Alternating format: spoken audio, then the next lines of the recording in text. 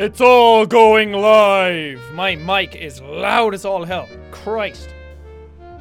That's okay. We'll fix it afterwards. Hey! How's it going? Is it going live? Is it going loud as all hell? Okay, I can hear it. Everything's good. Is it public for everybody? Okay, people are filtering in. Hello! Hi, how going? Okay, we'll fix it afterwards. Oh, Christ. No, stop. Trying to figure shit out. And this is not helping. Hi, everybody. How go? Go good? Good. There we go. Oh. Okay, I'm posting everywhere. Have to post Twitter.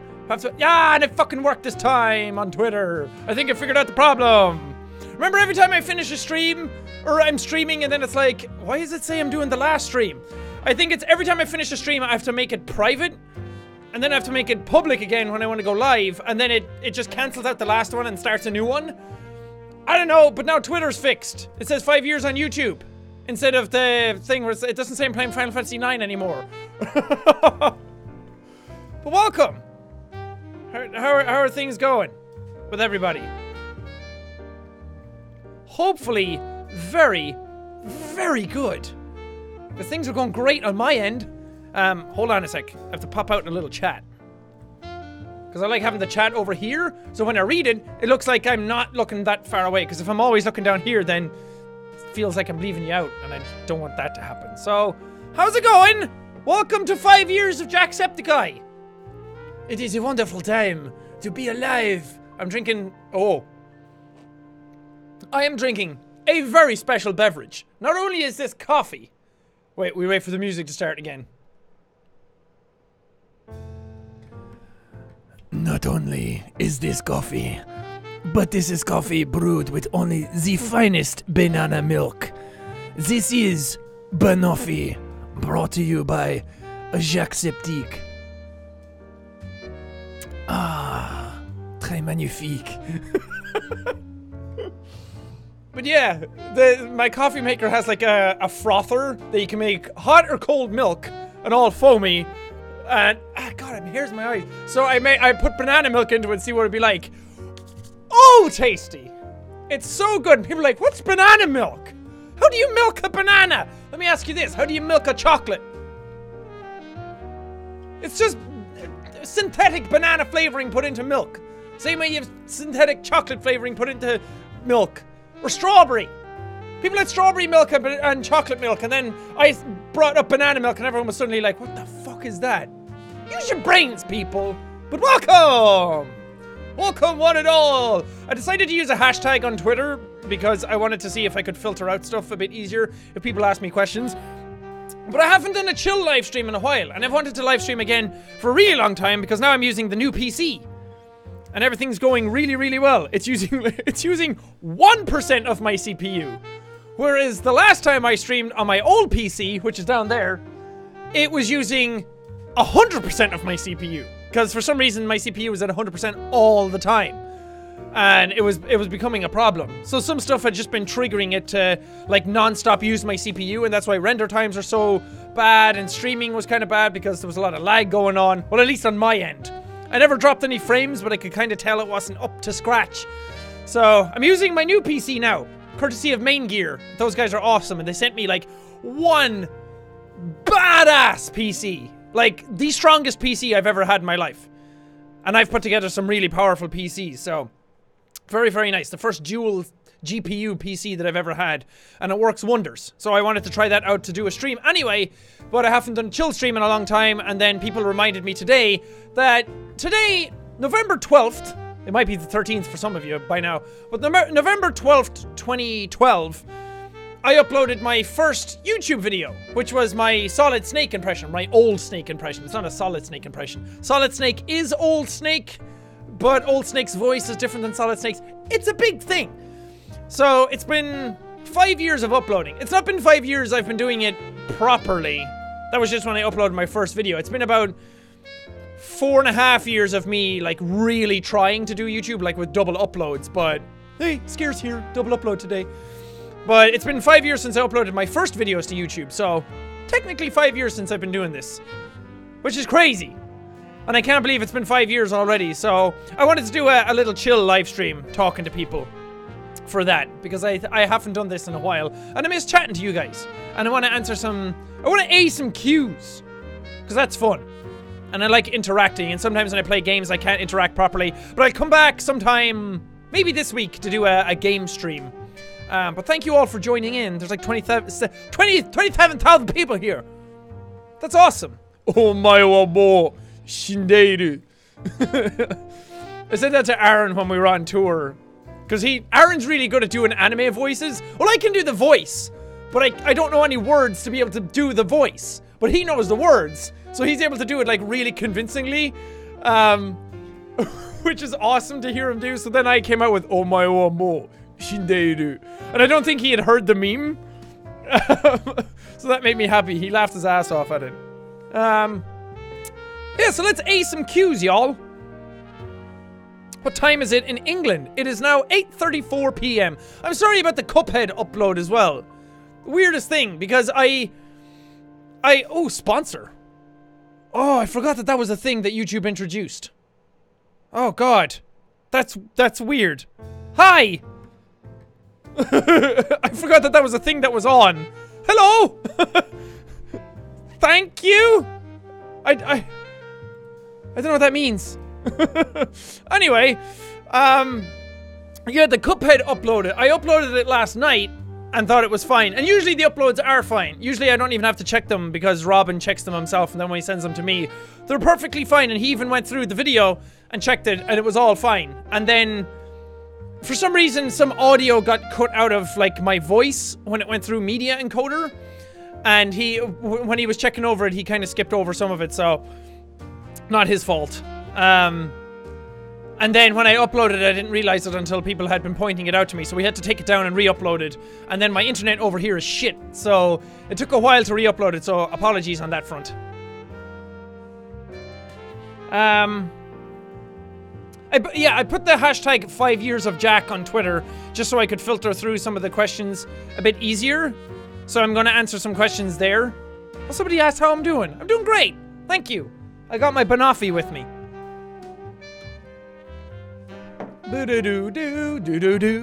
Is the music and everything okay, by the way? I haven't, again, new PC. Everything's all different. I've had the PC for about a week, and I haven't started using anything on it. I recorded the very first video on it today, and it hopefully went okay. But you have to, it's not until then that you realize everything. Oh, another sponsor. Hi. Whoa, that's crazy. I didn't realize how much stuff I used until I had to get a new PC, and I'm like, shit, there's so much that I need to get. Somebody asked, hashtag 5 years of Jack, do you enjoy YouTube still? From Carolee. I do enjoy it.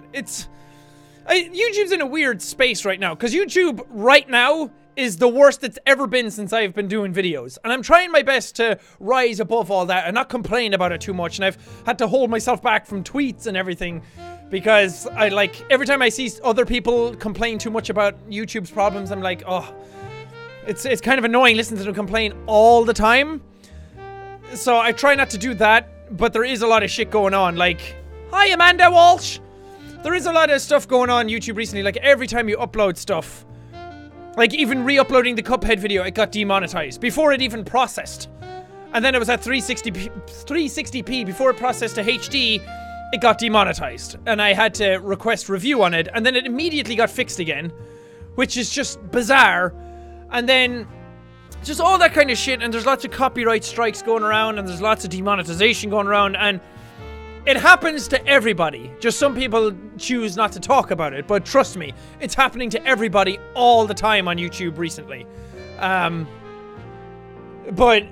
it's just kind of annoying in that regard that I'm trying to still be creative. I'm trying to still be positive. I'm trying to still do YouTube and upload twice a day and keep everything going and keep everything productive. But then YouTube just like pushes back against you non-stop lately, and that's kind of annoying. To have the platform that's supposed to be the creative platform kind of stunt your creativity, if that makes any sense. So I'm trying not to let that get to me and try and still be positive among everything else and stay going. How do you sponsor? I actually have no idea. It was a thing they brought in a while ago. And I guess I turned it on. Because a bunch of new options showed up for live streaming and everything. And I was messing around with them. And Super Chat is still off.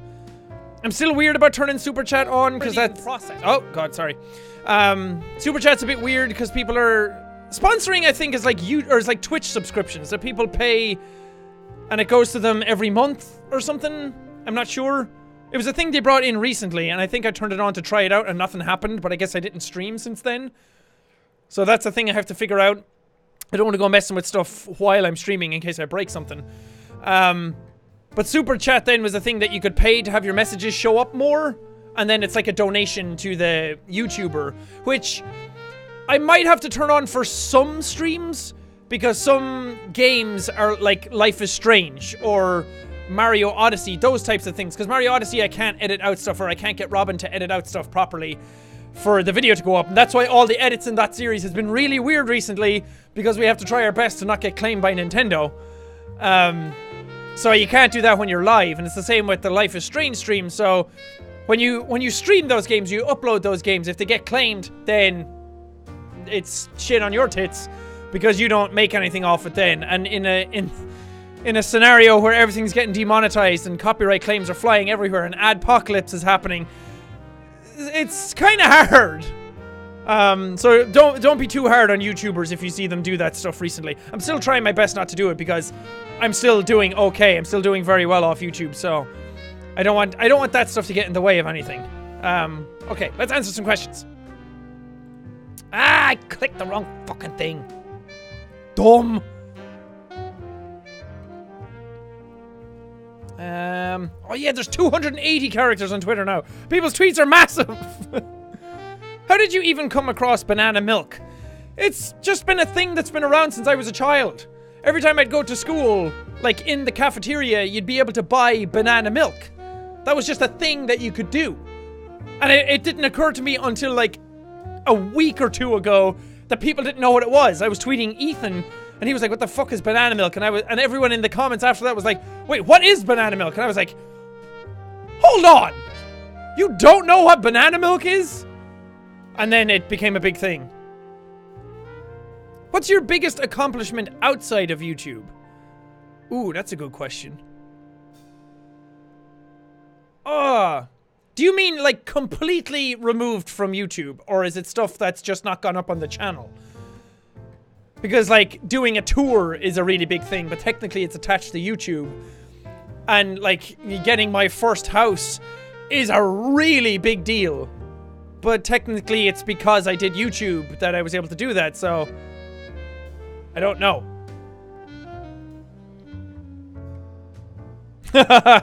Ethan said, alright, mister. Banana milk or that sweet, sweet PSL, which is pumpkin spice latte. You know what, Ethan? I'm gonna have to go with the banana milk. That's just the way it is. Banana milk is so good.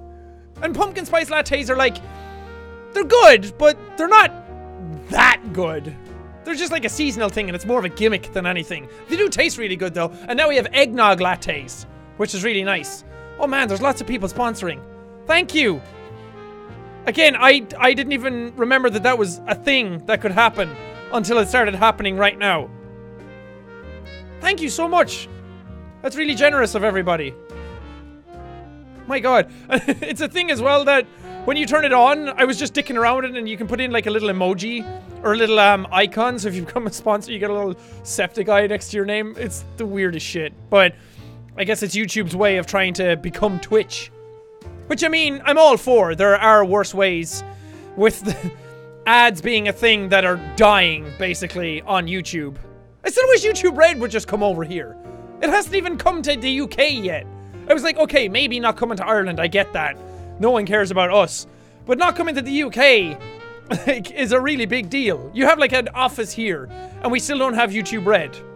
If you rolled out YouTube Red to everybody across the planet, then more people would subscribe to YouTube Red, because it's just nicer to not have to worry about ads, not have to worry, or like use ad block. Like I don't use ad block on YouTube because I know how much ad block damages YouTube. But again, a lot of people still do use ad block on YouTube. And if you just have YouTube Red, Then you don't need to worry about that. Then people can just use that and they're not worrying about having to turn on ad block or not. And it supports creators hugely. And if it's just around the world, then we don't have to worry about ads being a thing anymore. Ads are like a dying form of revenue on YouTube. Just on the internet in general. I don't fucking get it. YouTube's stupid. And people will be like, don't YouTube pay you? It's like, technically yes. But I'm not employed by them. I can say what I want about them. Suddenly it's just like, this stream is unavailable. Can you please make septic art a weekly thing? Maybe you will finally notice my submissions. I'm not going to make it a weekly thing because then it kind of trivializes the idea behind it. And I want it to be a thing that's like an event that people go away for a week and then really get together and make something cool under a theme. But if I just do it every week, then it kind of becomes a bit boring, a bit faster. And I don't want that to happen. I want it to still feel a bit special. And I know not everybody gets their stuff looked at all the time. And apologies on that as well, but it's just kind of a byproduct of doing these types of things. It's the same with reading your comments. It's the same doing this. I have a hashtag to be able to go through to see people's tweets. I have a chat right here that's flying by. I can't get to everybody. I'm sorry. Oh my god, there's so many fucking sponsors. Oh god, and I feel bad for not calling people out. Okay, I'm gonna blast through them. Spencer Kuntz. Midnight Ray. Amanda Walsh. Bluefire. DMN Fox. Is that Demon Fox? Meg Rice. Trevor Nagy? There's a fly in my room. Verve No. Liliana Perkins. DMDT Rebel. Ackville Trotate. Pointlessness TV. Nicole Ling. MZ Marpeck. YouTuber Grudge. Mando Pony. Hey, what's up, dude? And Pennywise's pal. Hiya, Georgie. Thank you all very much. That's very sweet of you guys. Want to know how you milk chocolate? You melt it. You're not funny. Is banana milk sold in stores or do you make it with a mix or something? No, it's sold in stores. I literally... Fuck off, fly. I literally went to Tesco the other day and just bought a carton of banana milk. It's not that weird. Although I guess it is. It's also weird how over here we don't have like many Pop-Tart flavors. If you go into a shop here, you get like... Oh, that fly better not go in my coffee. Over here for Pop-Tarts, you have like strawberry, chocolate. And yeah, strawberry and chocolate. That's all we have really. Unless you go to like a specialized store. Then everyone's tweeting me like fucking lime Pop-Tarts. Or, I don't know, ice cream or Oreo Pop-Tarts. We don't even have those. Stupid. Will you be streaming Batman soon? I do still intend on going back to that. I'm sorry that I haven't gone back to it since I said I would. I came back from tour and I said I was going to do it again. Can you guys see that fly? Mother of God, he's like a giant. Get out of here, you bastard. But Batman, yes. How do you feel about pizza on pineapple? Also, did you know that Icelandic president wants to ban pineapple on pizza? Well, I think it's time to impeach your president. Don't you think? Maybe I shouldn't rally people behind impeachment on a stream, but it's memes, people. But yeah, well, this isn't the one that's been going around. This is just an actual full pineapple with a slice of pizza on top of it. But there has been a picture of half a pineapple, like a pineapple cut in half, and then just teeny tiny slices of pizza on top of it, which is adorable. And I really want to try it, but I don't think it would be that nice because it's too much pineapple. If you could no longer earn a living with YouTube, would you keep making videos and find another job to support yourself? Good question. I think if I couldn't earn any more money off YouTube, or if I was still doing it and not making as much, or whatever, I think I would still be uploading videos here and there, but I think people underestimate just how much time and effort has to go into this to make it, like, when it's your full-time job, that's how you're able to do like 2 videos a day. So I think if it stopped being my main source of revenue, I'd have to slow down a small bit, but I don't think I'd stop uploading videos because it's too much fun not to. I like the process behind it. And I'd probably still do it 2 videos a day for a very long time anyway, because I've been very fortunate with doing YouTube that I'm not going to run out of money, like, in the morning. I don't have to go find another source of revenue immediately. So, Jesus Christ. So I'd probably still do it for a while. For as long as I could, at least. Do you like my Photoshop? Damn, do I look sexy in this bikini? Love it. Let's just say if I put that up on Twitch, I'd probably be banned for showing nudity. Maybe not. Did you ever get that ham sandwich you wanted? And it's a clip from one of the... Wait, I'll play the audio from it. I'm a humble man. It's simple dreams. I just want a ham sandwich. Yep. I can't remember what show that was. It was the Ready Player 3 tour. One of the European shows. I think it was London or Manchester or somewhere. I can't remember. And I can't remember what the question was. Somebody asked if they wanted something, and then Aaron and Danny gave ridiculous answers, and I was just like, I don't want that fucking ham sandwich as like my overall dream or something. For anyone wondering, by the way, I'm going through the hashtag on Twitter that I tweeted out earlier just to get some questions, just so I can filter through stuff, because YouTube chat is bananas. Milk. Audio delay. Yeah, sometimes that happens with the DSLR. It's very slightly behind my voice, so it looks weird, but it's okay. I still have to dick around with stuff on OBS on this computer. I might have to put on a slight delay on the mic, just so everything syncs up a bit better. And the DSLR, for some reason, the longer it's left on, it kind of goes out of sync gradually. It happens when I record too. Because, if you don't know, normally DSLRs are just video cameras here. If it's not a camcorder, they shut off after 20 minutes. They have like a time limit on them. I don't know why. I still haven't found out the reason why. So I had to like hack into my Sony camera, the one that I use now, to make it work. To make it actually go beyond 20 minutes.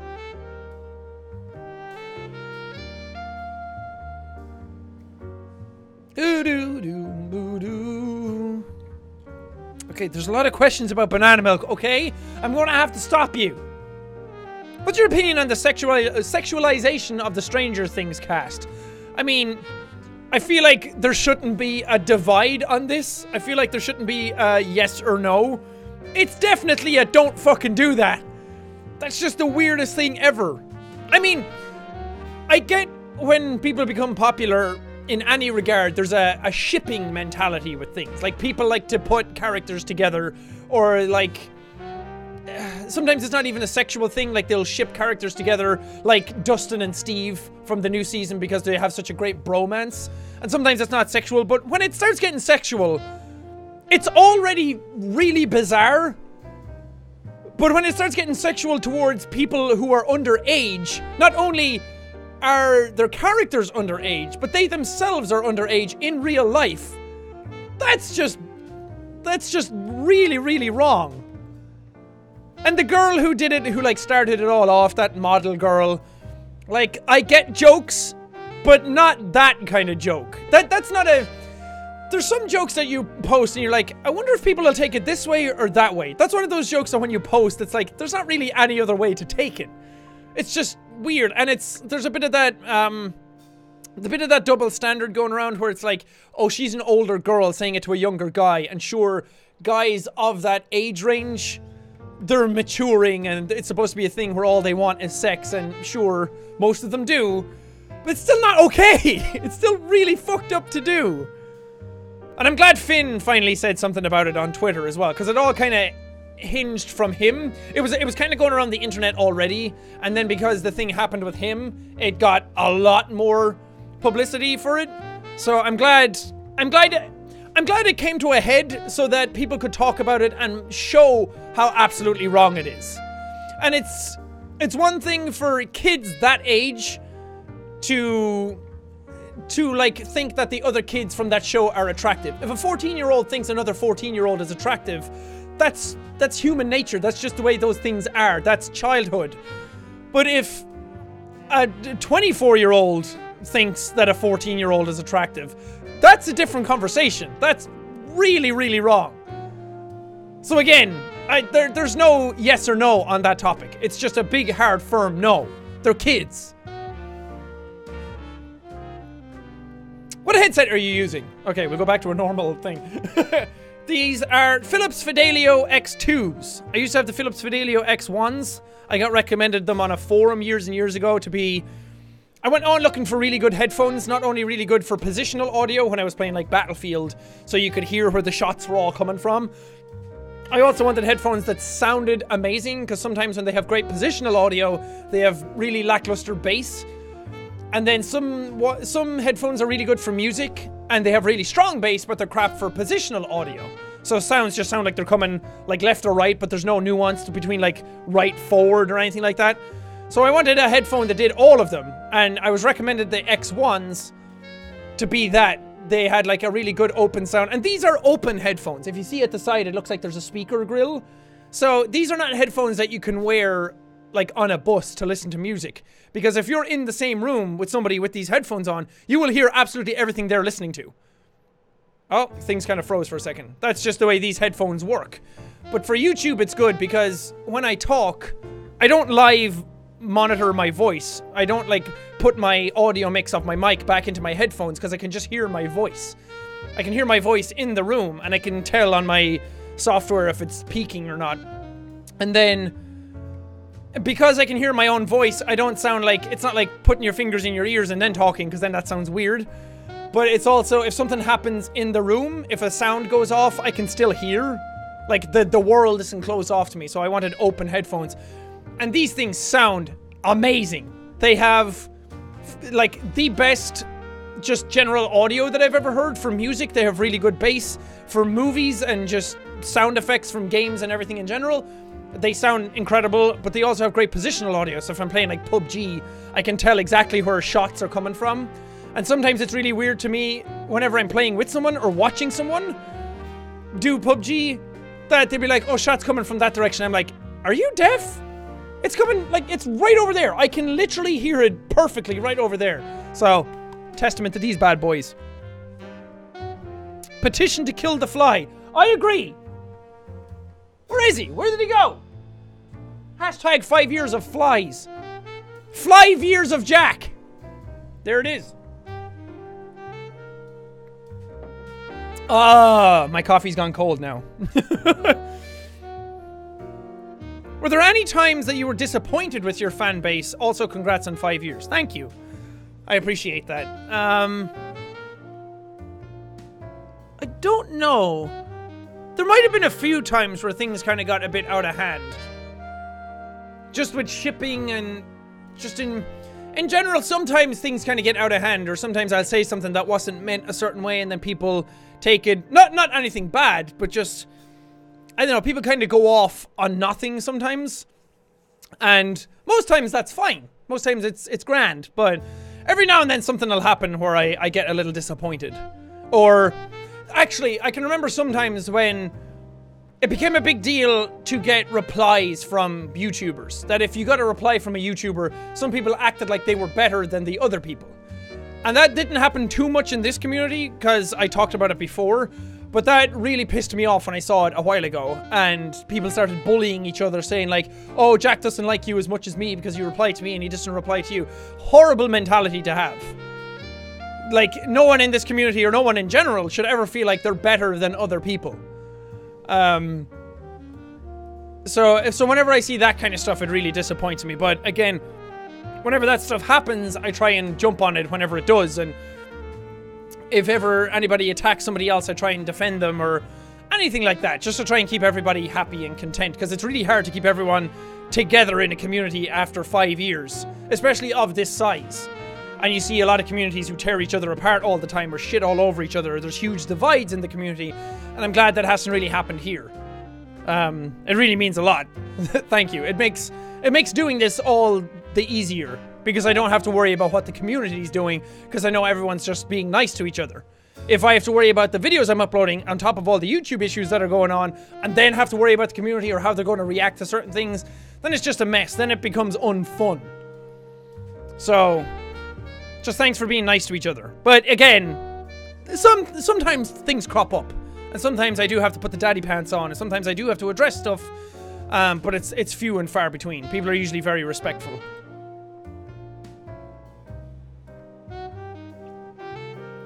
Oh, there's a lot more sponsors.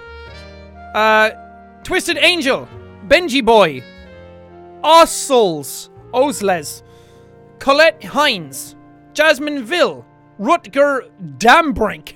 What a cool name. No Cortez or Noe Cortez, Mr. Camilla. Hey, you do cool stuff on Tumblr. Valentine Doriak, Toxic Shriek, Peter Klaus, Gummy Bear Queen, Alyssa Snow, and Victor Larson. Thank you, guys. Holy Jesus fucking Christ, I tried banana milk. It's the best thing in the fucking world. Facts don't lie.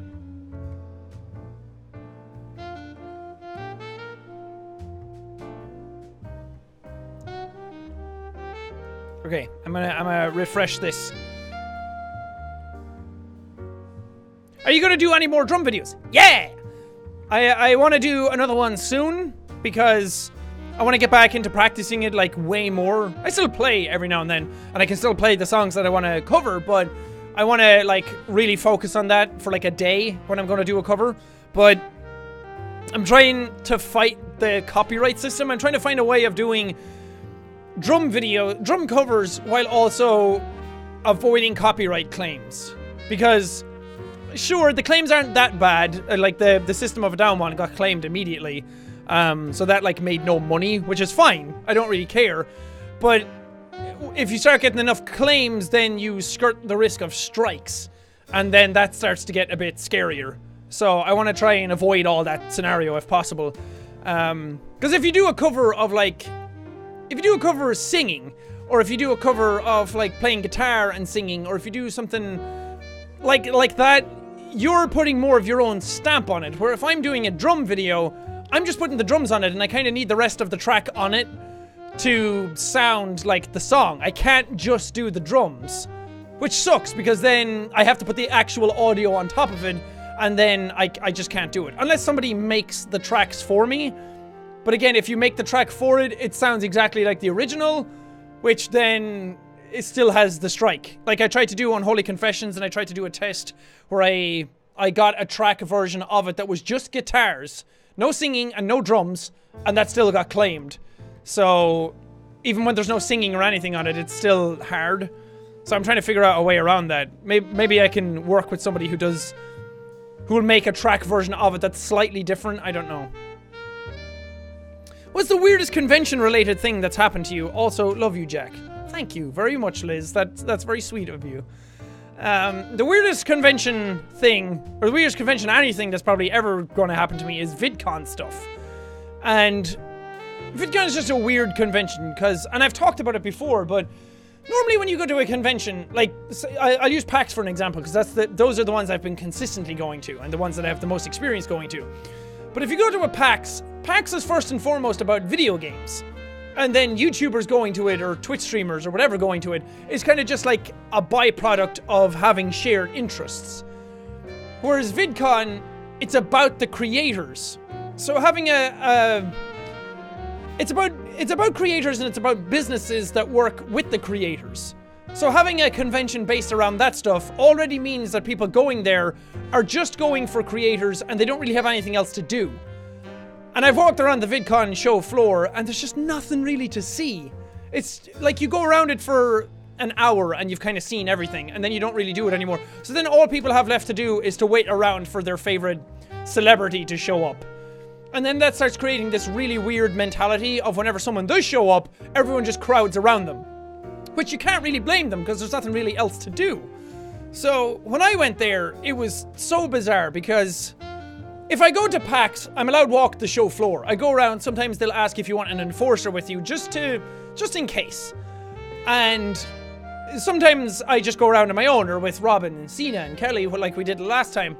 And it's fine. People are very respectful. Any of you guys who come up, you know that sometimes I just want to walk the show floor, and you like get pictures, and you sign stuff, and you say hi, and then you go, and it's all really nice and respectful, and it's great. And I love that, because it's important to feel like a real person at the end of the day, that you're not just some machine or some sort of entity that people just go to for stuff. Like, people actually respect me as a person, and you don't realize how much I really value that. So, and don't get me wrong, I love taking pictures with people. You can come up to me all you want. I love it. It's awesome. But it is nice that if I ever really need time to myself, you guys understand that. And if I go around PAX, that's great. I can walk the show floor. It's fine. At VidCon, I couldn't. Nobody can. If you're a creator who is invited to VidCon on their like roster, you have to be relegated backstage. You're not allowed to go out and walk the show floor because it'll create a scene. And it just runs the risk of being a security hazard, or people will get hurt, or fire hazards, or anything like that. So I was just backstage. I didn't really have anything going on. I had one stage presence thing that was throughout the whole VidCon convention. And just backstage, I was just so bored. I was meeting other YouTubers, other creators. That was cool. But I was just sitting back there not really doing anything. And you wait around until the thing you're supposed to be doing shows up. Or you just leave the convention completely. And then whenever you do show up, I showed up for the stage appearance thing, and then I left, and we had a whole bubble of enforcers all the way around us, all security all the way around us. And then people just started grabbing through the enforcers, pushing them out of the way, pulling us through the enforcers, and I got pulled like into the crowd, and that was really scary. That was the first time anything like actual like physically worrying happened.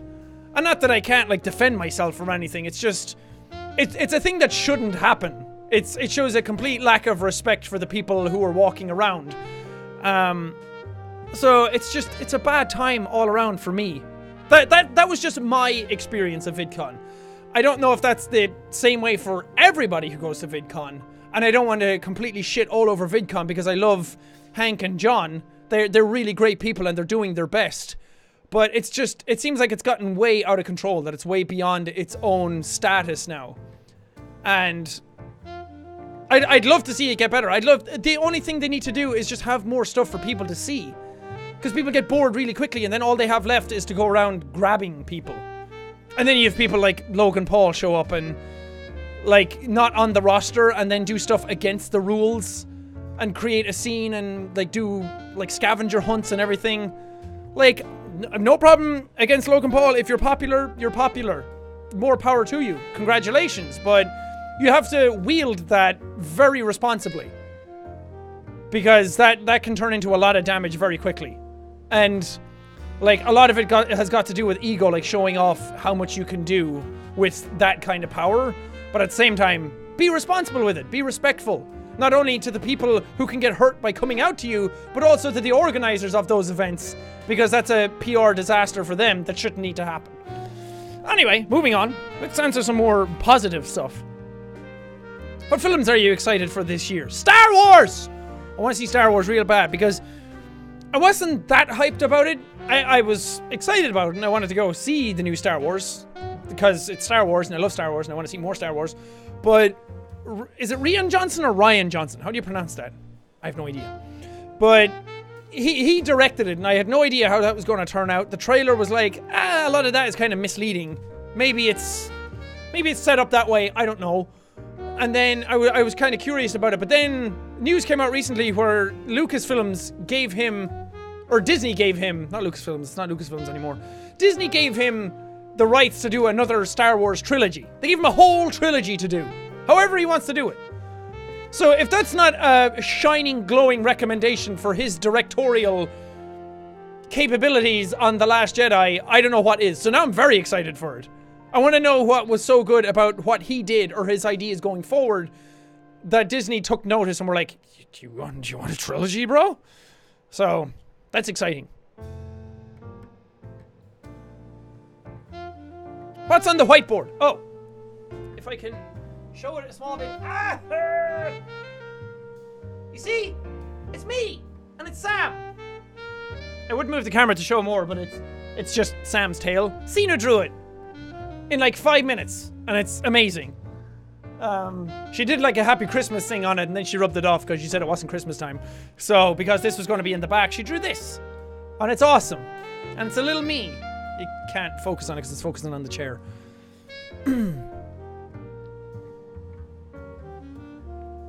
What's your favorite flavor of meme?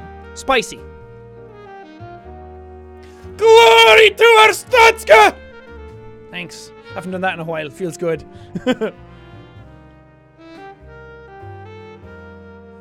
Is there something you're really proud of? Everything YouTube related. Everything about this, I'm immensely proud of. There's always been that stuff growing up that I was happy with, and that I was happy went well, and there's stuff that I have accomplished that I'm happy with. But there was never something that I was truly, like, super proud of. And YouTube is that thing. And that's why I care so deeply about it, because it's just, I feel like all the best parts of me went into doing this. And it exaggerates, not exaggerates, that's not the right word. It elevates all the best parts of me. I feel like YouTube has made me a better person. Put it that way, just from the people I've met.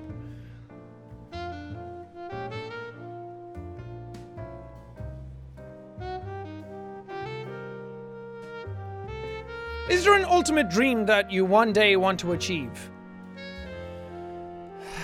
I don't have a singular dream that I want to do.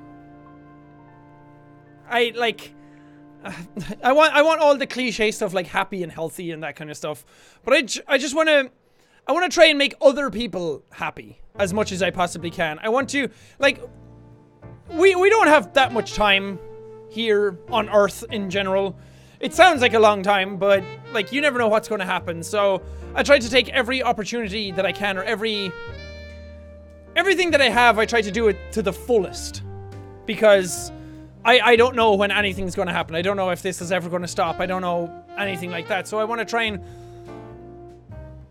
and make people happy and make people laugh. And just share with them an experience that I think is completely mind-blowing. And I want to bring everybody on a journey with me and hopefully live that vicariously through me at the same time. And that's why I always preach about not trying to elevate myself above others, or not trying to put myself in a pedestal, or not trying to be like a celebrity type of person, because it's just not fun to do it that way for me. And I'd rather bring people along and share in that experience and try and make them feel like they're part of it rather than being the fuel for it, if that makes any sense.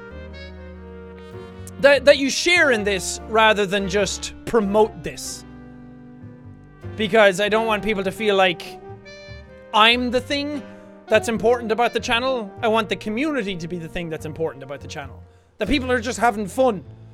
There's a lot of different ways I could go with YouTube, and it's easy to sell out in the morning and just do a bunch of videos that go viral or clickbait or whatever, but it's just boring. It's not fun to do it that way. If you want to do it that way, go ahead, more power to you. I just prefer to do it this way, to interact with people and make them feel involved and welcomed, and that they're part of a safe community that they can talk amongst each other and make some friends. It always warms my heart that whenever I'm like doing the tour stuff recently, or doing meet and greets at panels and signings at conventions, it's always nice to hear that people met friends in those lines, or people met their friends for the first time. There was some really sweet stories around Europe when we went on tour, that people, they met friends online because of either the Grumps community or my community or this community, that they met their best friends through those communities, and then they met for the first time physically because of that tour. And that's the coolest thing ever. That's one of those things that you never think is going to happen when you start doing YouTube. And I love that. And my dream is just to be... I don't know. I don't know if that's a good thing or a bad thing to not have a singular dream. I just want to be remembered fondly. I want to be remembered as a person who just tried his best. And at least tried to cheer up somebody. At least to try to make somebody's day a bit better.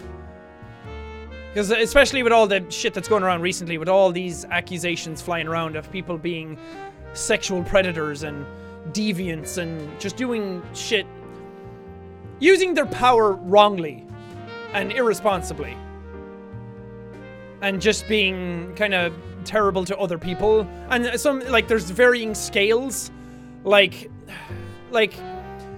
Louis C.K.'s one was a recent one that came out that disappointed me. He came out with a very sincere and very thoughtful apology And it felt like he actually meant what he said, completely owned up to it, said what he did was terrible, said he was going to work on himself, said... And I kind of believe that he's already kind of worked on himself, because if you've ever listened to any of the stuff that he says in his stand-up, you can tell he's done a lot of self-reflection. And he kind of brings it up over and over again, almost like a serial killer talks about their murders a bit too much. It's like you can tell that it's something that's in their head all the time. And they're either remorseful about it, or they want to get caught about it, or whatever. There's a lot of psychology that goes on behind it. But, like, the Louis C.K. thing, horrible. Whipping your dick out in front of people, and the women specifically, and masturbating in front of them. That's really, really shitty and really bad. But then you have Harvey Weinstein, who's, like, on a different end of that scale. So there's varying levels of it. So... How did I get to this point? How did I get talking about this? So I just want to be remembered as a person who tried his best, and people like, not that I haven't done stupid shit, but that whenever people think of me, that they don't think that I'm some sort of like horrible person who did anything bad, that got some popularity and then completely sold out and like abandoned his community, or shit all over his community, or thought his community was terrible and left him to dry. That's not a good term, but you know what I mean. Spending too long on specific questions. I need to like start answering a few more people. I'm sorry. When is your next tour? I'm hoping to do it. We're starting to like put some more pieces together. We're starting to get like more backgrounds done and some more visuals for the thing, and adding just a slight bit more production value to the whole thing, because not that it was bad, it's just there's the little things you can add a little bit more polish to everything. So do a little bit like that. But hopefully early next year I want to start touring it around again. I don't know how that's going to affect the channel. I don't want to take a huge break again, and I don't want to like constantly start taking breaks to go do that stuff. So I'll work it out. And maybe I won't go for like 2 weeks again. But it's exciting. I'm really excited to do more tour stuff.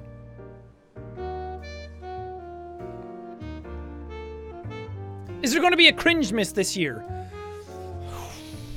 I did... Fucking camera. Does it lag on the stream for you guys when it does that? It like freezes every now and then on me. Hopefully not.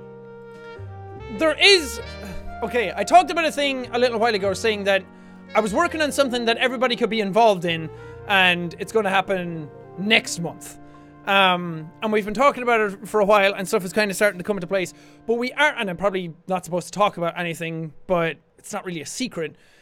It's just some stuff isn't solidified yet. But I am doing a charity live stream next month. And it's not just a thing where I sit down here and stream. It's going to be a bigger event. It's going to be a thing like Cringemas, but Cringemas was a Revel Mode thing, and Revel Mode's not a thing anymore, so we're not calling it Cringemas. But I'm trying to do another charity event like that. I'm not trying to do Cringemas. I'm trying to do another one for like Christmas and try and raise a lot of money, because I like doing like big charity events. I like making an event out of it because it's really fun and lots of people can be involved. So nothing's set in stone yet, but just know that it's going to be a pretty big deal whenever it does happen, and I hope you guys join in, and I hope you guys are part of it, and I hope that we all get to share in it together. But I'll talk about it more. Well, I should have more information on it next week, and dates and stuff like that. It's not set in stone now, but it's going to be a pretty big deal. But again, it's not Cringemas. I don't know what it is yet, but we'll figure it out.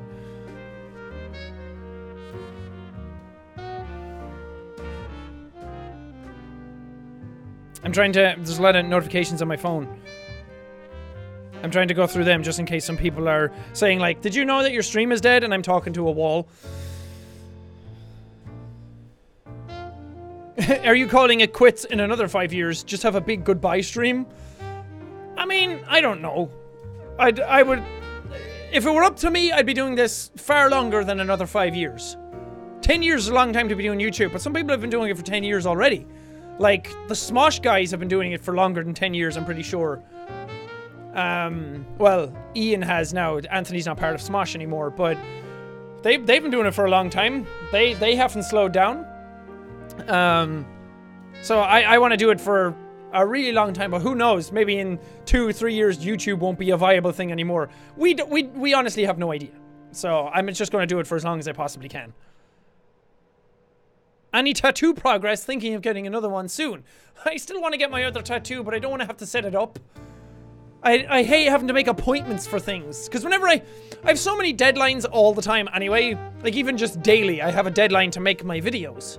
And then, like the stream thing that's happening, I have a deadline for that. Other projects that are going on in the background, those are kind of always in the back of my head. So when I start like even setting an appointment to get my hair done, I'm like, oh, that's something that I have to work around. It's not something that just naturally filters into my life. You set a time for it, and then it's like, okay, how do I make all my other things around this one thing? So I want to get a tattoo done, but I have to go like sourcing.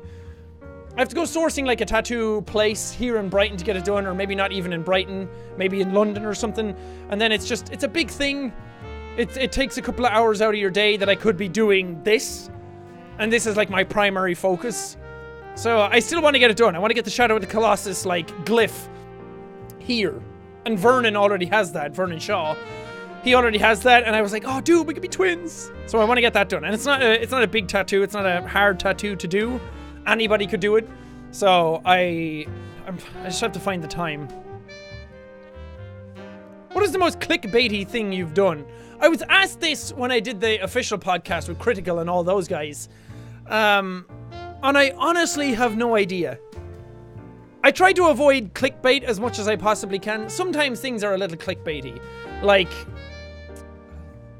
I don't know, like doing something ever, question mark? That's a little clickbaity, but it's not that bad. And like doing the Five Nights at Freddy's 2 animation has like Chica seductively looking into the camera and her butt's like right there in the frame. That's kind of clickbaity. Those type of things. I don't know. What is the most clickbaity thing I've done? You guys tell me. What's the most clickbaity thing I've done? I'm sure I've done something. And it has to be actual clickbaity stuff and not just like, you did a video on this game. That's clickbait, like Happy Wheels. That's not clickbait. Oh, I forgot about delay.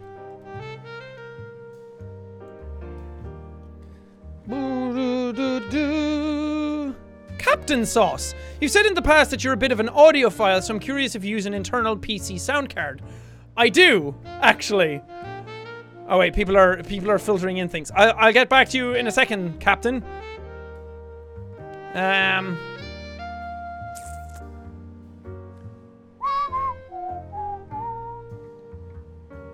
Okay, people are saying stuff, but it's in the middle of everything else, so I have to try and filter back through it. People still aren't saying, what's the clickbaitiest thing I've done?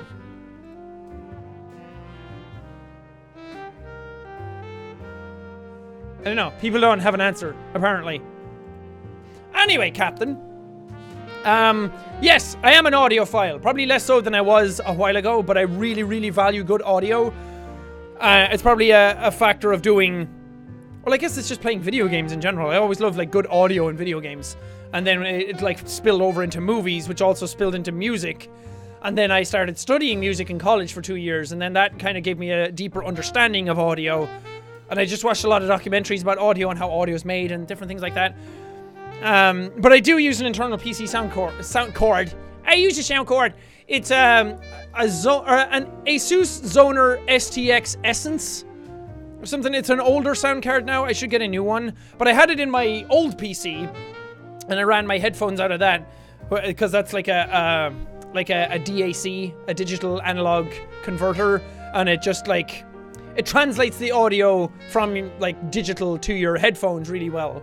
If you just go for a motherboard, some motherboards have good amps and stuff in them, but an internal sound card will handle all of that for you, and there's no lag or there's no degradation in quality. And especially if you want to use headphones like these, because some headphones in the Bear Dynamic DT 990s that I had, were they 990s? I think so. They needed a lot of power to really get the use out of the drivers. So just having an internal sound card helps a lot. I might get a new one just because this one's a bit older. And it's funny because I had to move it into my new PC. So, and I had to move the Elgato internal capture card into it so I could record consoles and everything over the HDMI. But I had to move from my old PC to the new one, and the new one is like, because it's made by Main Gear, and they have everything like perfectly sculpted into that PC. Like everything is absolutely meticulously placed to be in a perfect place.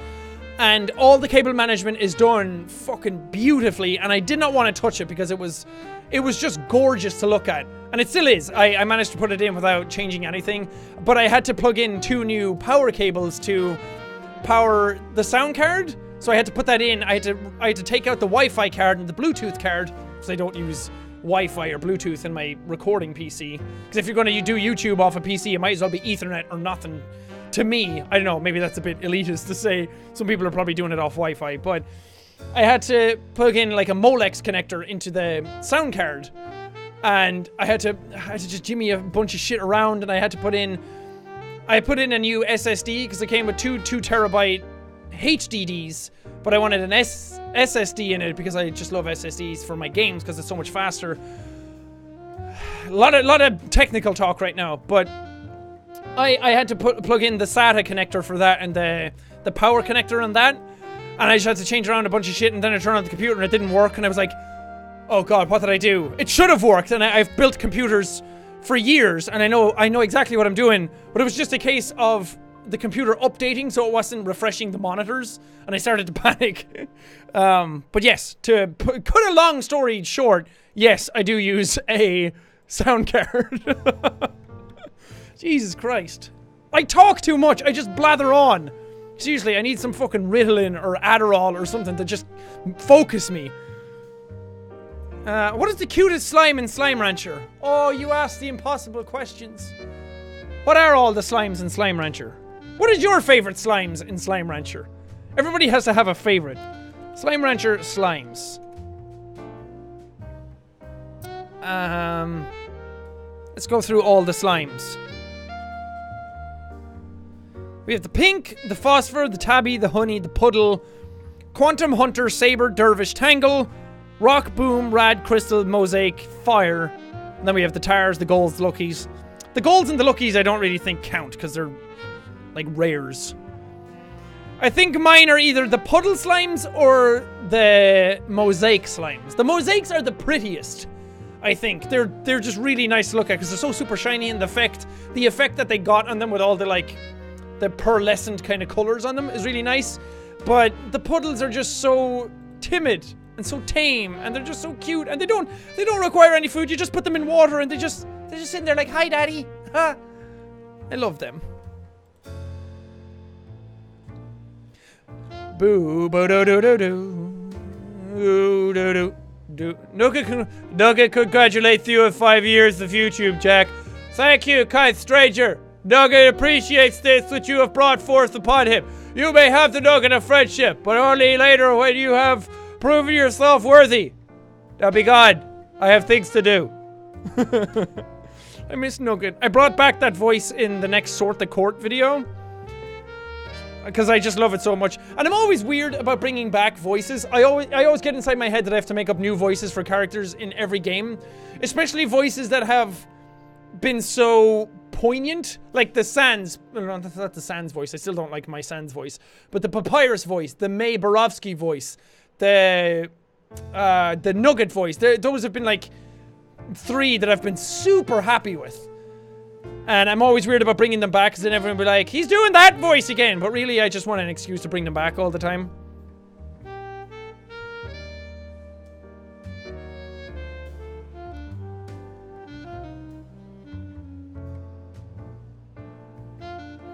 $15 million video was a good clickbait. What was that? Was that the... Which one was the 15 million? Oh, the 15 million subscriber play button. that was an April Fool's one though. That was supposed to be clickbait. And like the Chase Brody video, the bro average. I guess the thumbnail on that is kind of clickbaity because it has like the red arrow in the circle. But again, does it count if it's supposed to be? Like, it was a parody on clickbait and a parody on that whole side of YouTube. So I don't know if that counts. I guess you could put that in. Boo-da-doo-doo-doo-doo-doo. I know, I've probably done worse.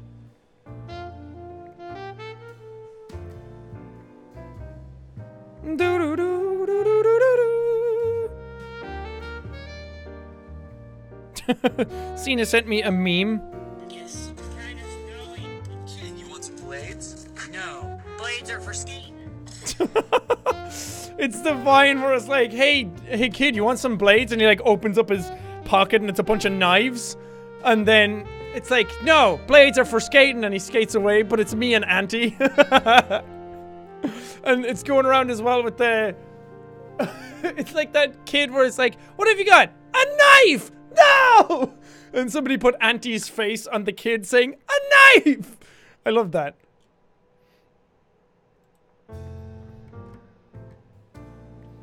Boo-doo-doo, boo-doo-doo-doo-doo. Clickbait videos, the try not to something challenges. I guess they'd be clickbaity.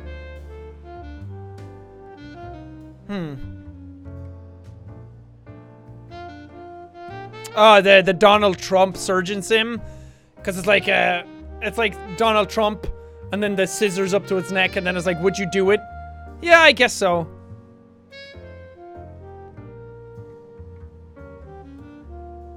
See, that's how you know how much I hate doing clickbait, because it's hard to find some really obvious examples of it. Because there's also the misinterpretation of what clickbait is. Clickbait is just a thing that's supposed to get you to click on the video. And there's like misleading clickbait and all that kind of stuff. Something just being a thing is not really... But if your intentions behind doing that thing are to get views, then I guess it is a clickbaity thing. But I've never really uploaded anything just to get views. So I don't know.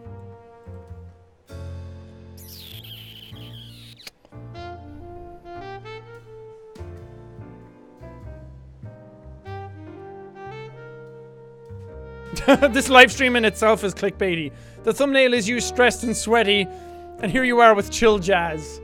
You got me! Call 911! Call the clickbait police! What's your favorite game to play in your free time? Lately, it's been Mario Odyssey and Assassin's Creed Origins.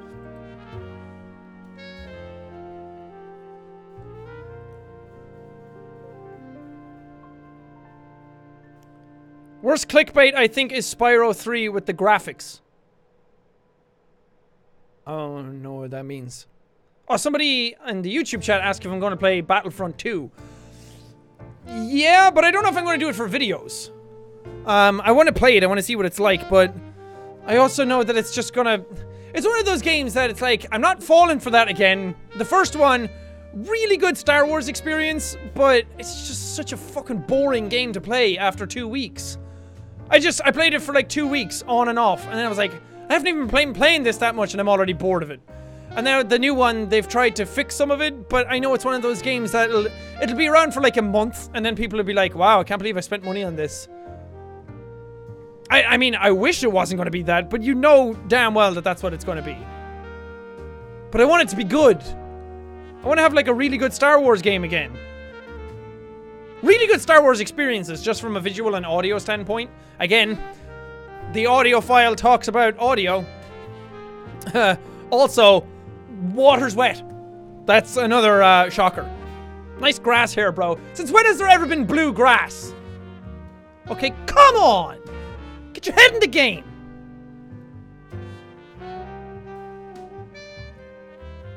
Hey Jack, speaking of sound, you seem super excited about Hellblade: Senua's Sacrifice for the audio experience. Any thoughts as to continuing to play it? Seems like a fun game. Yeah, that was one of the weird ones. Fantastic game. I really applaud what they tried to do.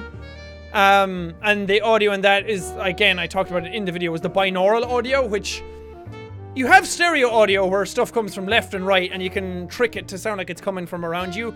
But binaural audio is stuff that's recorded with microphones in like 2 ear positions, and sometimes it's recorded actually in a dummy with 2 ears.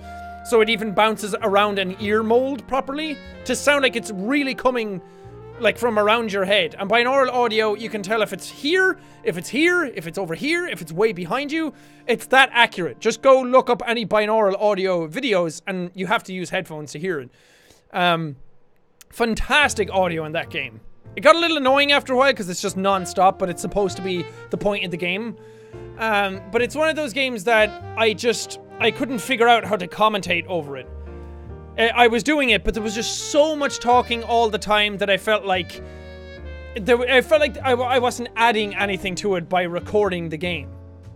That I felt like I spent more time not talking, and then it's just like, is there even a point of me doing this?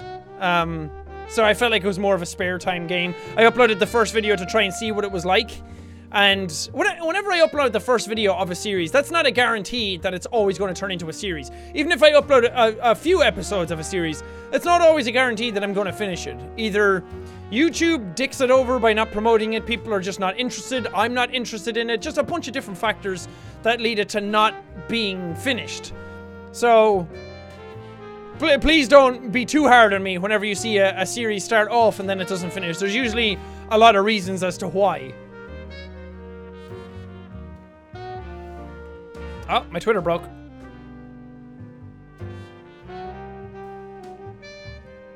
It keeps freezing. Sorry. Yeah, Rime was another one of those series. Rime was a series that was just plagued with recording issues first and foremost. Because it had like a lot of frame rate drops in it. And normally that's okay. But it started to affect like Audition, weirdly. And I had the same problem with Quantum Break a while ago. That I started to desync a bunch of my recording stuff, and then I just had to figure out, it was like constant like battling the edits all the time, and it wasn't worth it. And then it was like, okay, are people really interested in this series? And some people were really interested in it, but the majority of people didn't really care. And that was one of the things. It's like, okay, well then, is it really worth putting ourselves through all of this effort for a series that people aren't really having that much joy over? So again, sorry. I try to finish off some series, and then certain other things happen, like conventions show up, and then by the time I get back, people have just really don't care about the series. So I try and play it by ear as I go through stuff. Did you forgive the carrot community? Never. Look, listen to me, never. I will never be over hashtag silver nips. I will never be over all those carrot emojis that showed up in the chat that time. Never. It's always in here. Never.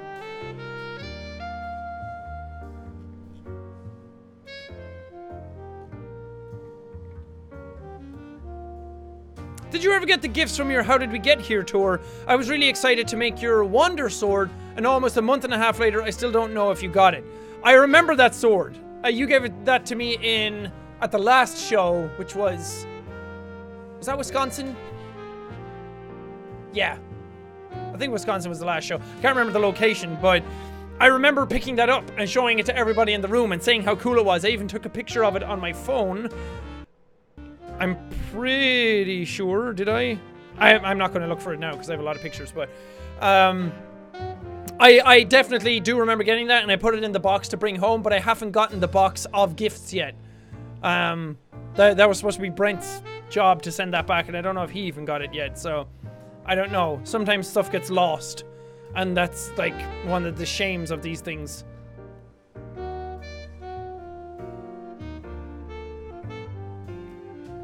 Hey Jack, what are your top 5 games that, no matter what, you will always have in your collection and can go back and play them again without ever getting bored of them? Love you and Cena. Thanks so much for being a friend to us all, and congrats on 5 years. Thank you! That's very sweet of you to say. Thank you so much, and thank you for being here.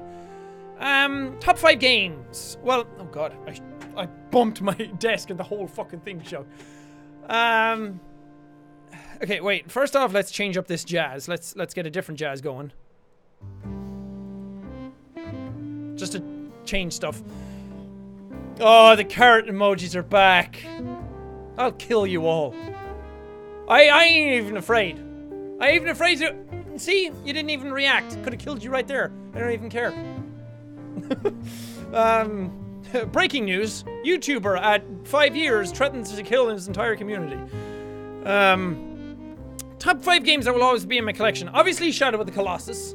That will always be in there. Bloodborne, Dark Souls. I feel like I could play them endlessly and just never get bored of them. Shadow of the Colossus I might get bored of because...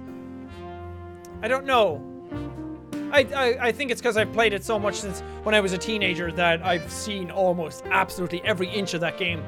But Bloodborne, Dark Souls, Metal Gear Solid 3, and probably Final Fantasy 9. I feel like if I had those 5 games, I would be a very, very happy boy.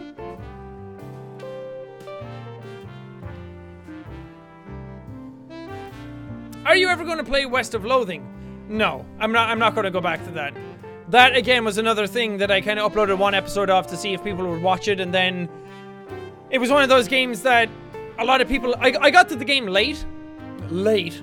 By YouTube standards, it was a couple of days or like a week. And so many other people had already been playing it, so many people had already finished it. And then by the time I got around to it, people were already in that mode of like, oh, you didn't realize you could do this? I was like, Jack, you should have, like, spared the goblin because he helps you out later. And I was like, okay, I'm done. I guess that's what it was like for Undertale when a lot of people got to that late. Because it was one of those series that everyone just tried to tell you how to play it.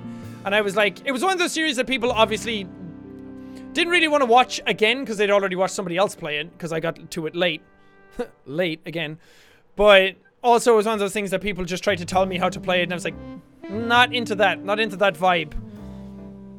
I have a hard time whenever I upload a video and then the comments are nothing but, oh, you didn't know about this thing? That obviously, how the hell could I know about it? I'm going through it for the first time, but some people have watched it somewhere else and then come back to you and are like, did you know that this thing was in it? I was like, of course I didn't. How could I? I haven't been able to get to that point yet. Or if people are like, you're so dumb, somebody else did this way and you couldn't even do it this way. I'm like, if that kind of thing happens, I'm like, okay, I can't even read these comments because it's a lot of condescension, it's a lot of passive aggressiveness, and it's just, I don't need that in my life. I'm trying to be a positive person all the time. I don't need people telling me what I didn't do. Because again, I'm not the best at video games, except maybe Cuphead, because let's face it, I'm pretty fucking decent at that. But I'm not the best at video games. I'm not here to be the best at them. I'm not here to show you how to beat the games the fastest. I'm just here to have as much fun with them as I can. And whenever people try to tell me that, oh, you're not good at this, I'm like, I don't care. Why do you care? So, I don't know. I kind of just try and ignore that stuff.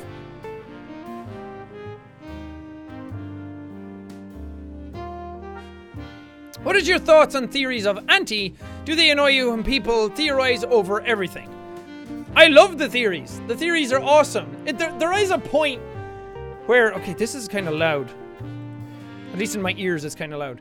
There is a point where I do something and people speculate over everything.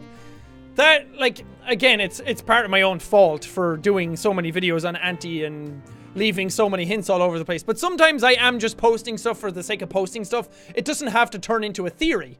Like, the picture on Instagram recently, I just took a stupid picture and I put a stupid caption on it saying, hey, I'm Clint, and I write poetry about skateboards and my dog Skip. Like, I was just dicking around, and then everyone was like, oh, it's a new character. I'm like, no, it doesn't have to be. Like, the Dapper character from the Silent movie video, I don't mind people theorizing over that and making a character out of that, because it's very clearly a different, like, facade sort of thing, and a lot of effort went into making it very specific. But you don't have to theorize about every single little thing. I don't mind if you go ahead and theorize with each other. That's fun. Again, as I said, I used to do that with people on forums all the time when I'd watch TV shows, so just try and be mindful about it. Because I don't want it to ruin everything I do as well. I don't want to have to upload stuff and then clarify, by the way, this is not a thing. Like, use your own judgment here and there. And also don't shit on each other if someone theorizing over it, and then somebody else is like, well, fuck you, that's not what it means. Like, or if somebody else is like, I don't think he meant that, and somebody else is like, fuck you, we can theorize how we want. Like, be nice to each other. Use your instincts. Use your wit and your wherewithal. What's the fucking term I'm looking for? Use your sense.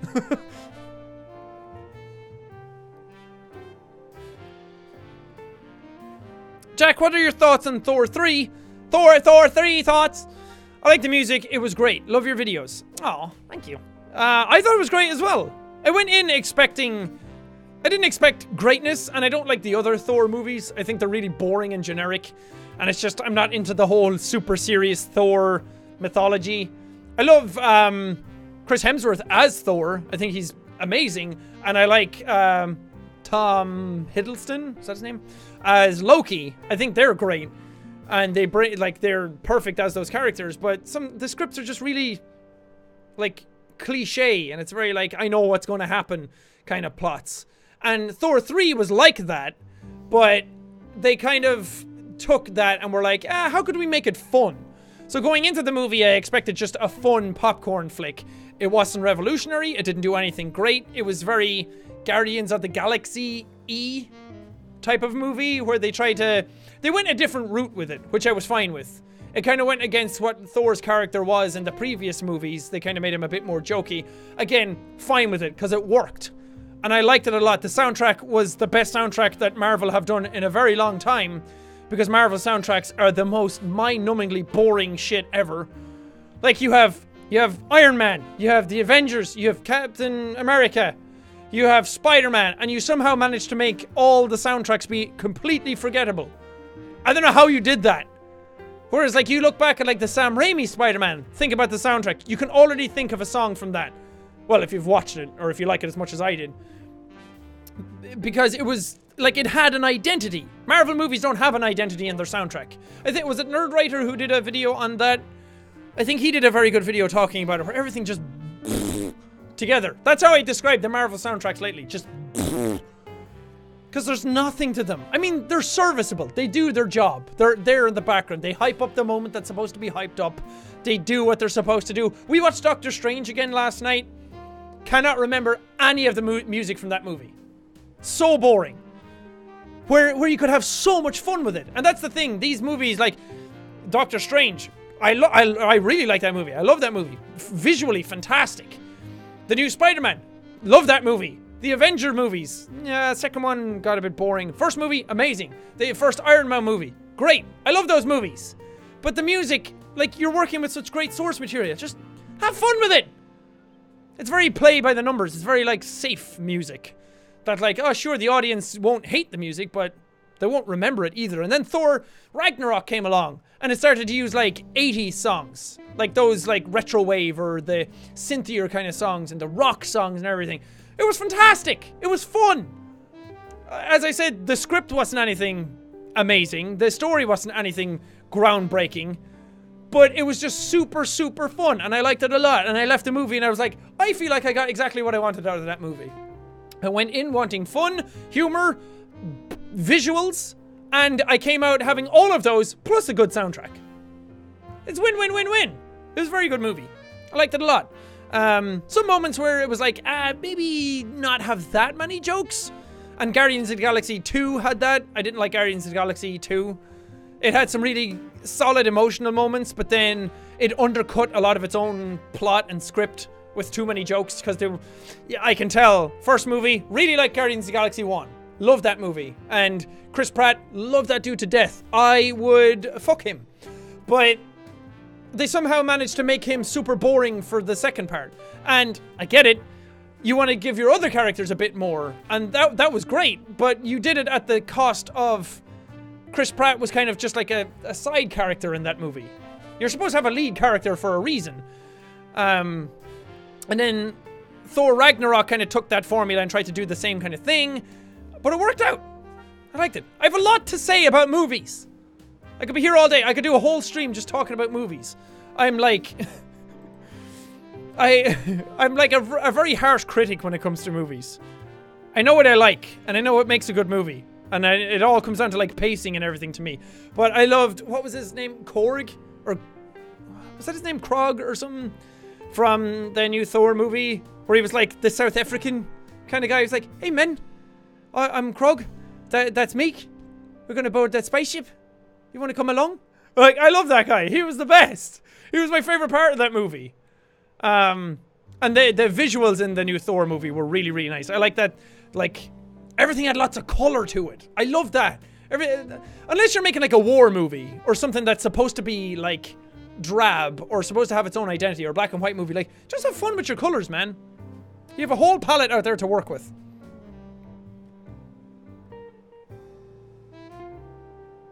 The Marvel movies must sacrifice the music for the visuals and the special effects, I guess.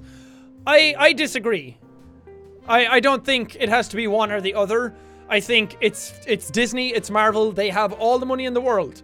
They're a very, very powerful conglomerate, and they clearly can pump a lot of money into CG and like creating the music doesn't cost as much as creating all of those visuals, especially something like the Avengers or Doctor Strange, where it's fucking a shit ton of special effects all the time, or the Star Wars movies. I think that they can definitely hire somebody to craft a very good soundtrack. Somebody said, do you hate Logan Paul? I rarely hate anybody. There's very few people in this world I hate. Hating people takes up too much of my energy. And it takes up too much of my time and my mental capacity that I could be putting fantastic stuff into. You have a very finite amount of space in your brain for emotional stuff, so I'd rather fill it full of stuff that makes me happy and gives me joy. So I don't hate Logan Paul. He's a very, very successful young man. Not that I'm old or anything. And more power to him. He found a way of capitalizing on what he has. He's making more money than any of us, and he's very much a household name. I'm not a household name. Very few of my friends are household names. Very few YouTubers are household names. He's one of those household names. I'd be, and it's because a lot of youngsters watch him.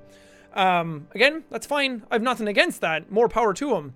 It's just, if you're popular and you're arrogant about being popular, that's where I draw the line with people. If that's the way you want to act, go ahead, but I'm just probably not going to interact with you. I'm probably going to want nothing to do with you. I'm more attracted to people who are respectful and have a lot of charisma and a lot of humility about them. I don't really sign on or subscribe to people who are arrogant about their popularity. And back when I watched some of his stuff, him and Jake, they seemed very cocky about their popularity. Like, a lot of the songs they made were talking about how they came into the YouTube game and shook it all up and they're better than everybody. It's like, okay, I don't really want to be part of this. Especially if you think you're better than other people because you have more subscribers and money.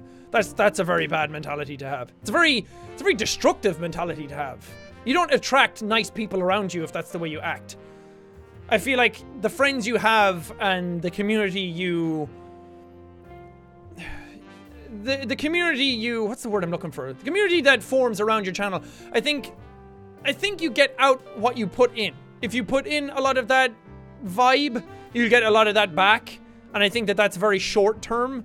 But if you put good vibes into things, you'll get good vibes back. And you'll attract a lot of people who are sharing that mentality. And that's a lot more of a sustainable thing. And it's also just a happier thing. It makes you happier mentally when you go to bed that the people out there who watch your stuff are not shitbags.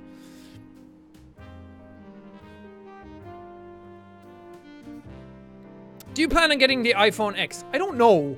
I want it because I just want a fresh phone with a lot of stuff on it, because like moving from Ireland to England, getting new numbers and getting all this different stuff, it's just a mess. So I want to get a new phone that has everything on it, and that just came out. So I was thinking about getting it, and then I like iPhones. I know they have a lot of their like closed off mentality. Some people like Android because it's more open and whatever. I don't really use my phone for that much. I use it for my social medias and talking to people. That's all I want. And the iPhone has the added benefit of having iMessage, which a lot of my friends use, and like the people in like business talks that I have to do, and my manager and everything has that. Well, my manager, my point of contact at Disney. Put it that way, like old maker contact. Nicole, very, very lovely lady, and I'd be lost without her. So I guess she's my manager, but then I guess everybody on YouTube has a manager. But she has iMessage, and it's really easy to message her about stuff. So it's just handy. I guess you could use WhatsApp, but whatever. Do you like the Stranger Things soundtrack? I really do. I like that kind of retrowave sound. It's very nice. And I like that that's kind of coming back into style. Maybe that's why I watch so much Dr. Disrespect, because he listens to that shit all the time. He's in London right now. I want to meet him. He was at PAX West, and I missed him because there was so much shit going on. And whenever we walked around, he wasn't at the Twitch booth. And I didn't want to be that guy to be like, oh, hey, do you want to meet up or anything? Like, he had his own stuff going on. I had my own stuff going on. If it happened, it happened. That and I had no way of messaging him, so. Hopefully someday. Do you like the new Kingsman movie? I haven't actually watched it. It came out in the cinema, and then there was a lot of stuff going on that I couldn't find the time to do. When did it come out? I think that was around tour time. Or PAX time, or something. Something else was going on, and I couldn't find the time. I loved the first one. And I've heard that the second one is slightly worse than the first one. And me being a harsh critic of movies, I might not like it. But, I don't know, I'm willing to give it a try. If it's more of the same, just bigger, then I probably would like it. Would you rather be an Avenger or a Revenger? That's what Thor called his team in the new Thor movie. Because he didn't want to call himself the Avengers, because the lady didn't know who the Avengers was, so he called them the Revengers. I'd be part of the Avengers, because they have Spider-Man now. Can't wait for Infinity War. Again, it's probably going to be one of these movies that's like, I got what I wanted out of it, but I have no idea how they're going to make that work. It was the same with Civil War. I went in and I was like, how the F are you going to make all these characters be in the same place together? How are you going to do that airport scene and somehow make it work and make it feel fulfilling and satisfying? And they did it. And I was completely satisfied coming out of that movie. It was cool. And then this next one is like, you have even more people in it. You have all of those, plus like Doctor Strange and the Guardians of the Galaxy in it. Like, how the fuck are you going to make this work? And I'm just excited to see how that's going to happen. And I have seen some like leaked clips from Comic-Con, and it just looks really cool. Just seeing like Spider-Man and Doctor Strange in the same like clip together is really weird. And then to see like all these other characters interact with each other, it's going to be bizarre. I'm excited for it. I just love superhero movies, and I know a lot of people are... Spider-Man isn't in the Avengers team. Okay, well, semantics. Whatever. Like, technically he is in the Marvel universe, in the comics and everything. Like, let's face it, he's an Avenger. He's going to be working with the Avengers. Whatever. Technically, the Revengers is still the Avengers. Shut up, okay? Just let me have my moment. Somebody said, do you like rice gum? No. I mean, again, I don't hate him. I've nothing against him. If he wants to do his own thing, that's fine. It's just, he's not the type of person I'm going to be friends with. And he makes a lot out of nothing. It's like you say something about him, then he talks about making a diss track on you. It's like, dude, I didn't even do anything. It's like, I made a joke tweet a while ago saying that I was going to make a new channel that was all top 10 diss tracks or something like that. Because that was when diss tracks were a big thing. And also top 10, like, lists. It was like the top 10 facts about Jacksepticeye. 7 of them were wrong. And then I just made a joke tweet, and then he tweeted at me with like the eye emoji. Like, I was like, okay. And I DM'd him. I was like, hope you know I like didn't mean anything towards you about that. I was like, I was talking more about the people who use that to gain like the trending page. If you use that as a tactic to game the algorithm, if it's a thing you do on your own anyway, whatever. But if it's a thing you just start doing because you know it's going to get views, then that's what I was making fun of. And then I like DM'd him and then unfollowed him because I was like, whatever. I like followed him to be able to DM him, and then like I didn't really follow any of his tweets. So then I unfollowed him, and then he made a big deal out of it, saying that I was throwing shade at him, or I was being horrible to him, and he was going to think about making a diss track. I'm like, come on, man. Like, sometimes it's okay to let sleeping dogs lie. Sometimes you don't have to make a big deal out of everything. And then made a big deal about something Mark said in his video recently. It's like, why? Who cares? I And again, it's another one of those things where you think you're better than other people by having more money, more subscribers. I'm not into that whole mentality of flexing on people. But if that's what he wants to do, if that's the way he wants to run things, if he's happy the way he is, more power to him. It's just not the way I'd want to do things. So I don't hate him. I just probably wouldn't hang out with him.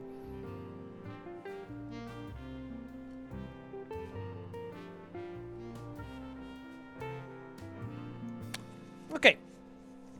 Let's read some more questions. Wait, how long have we been streaming?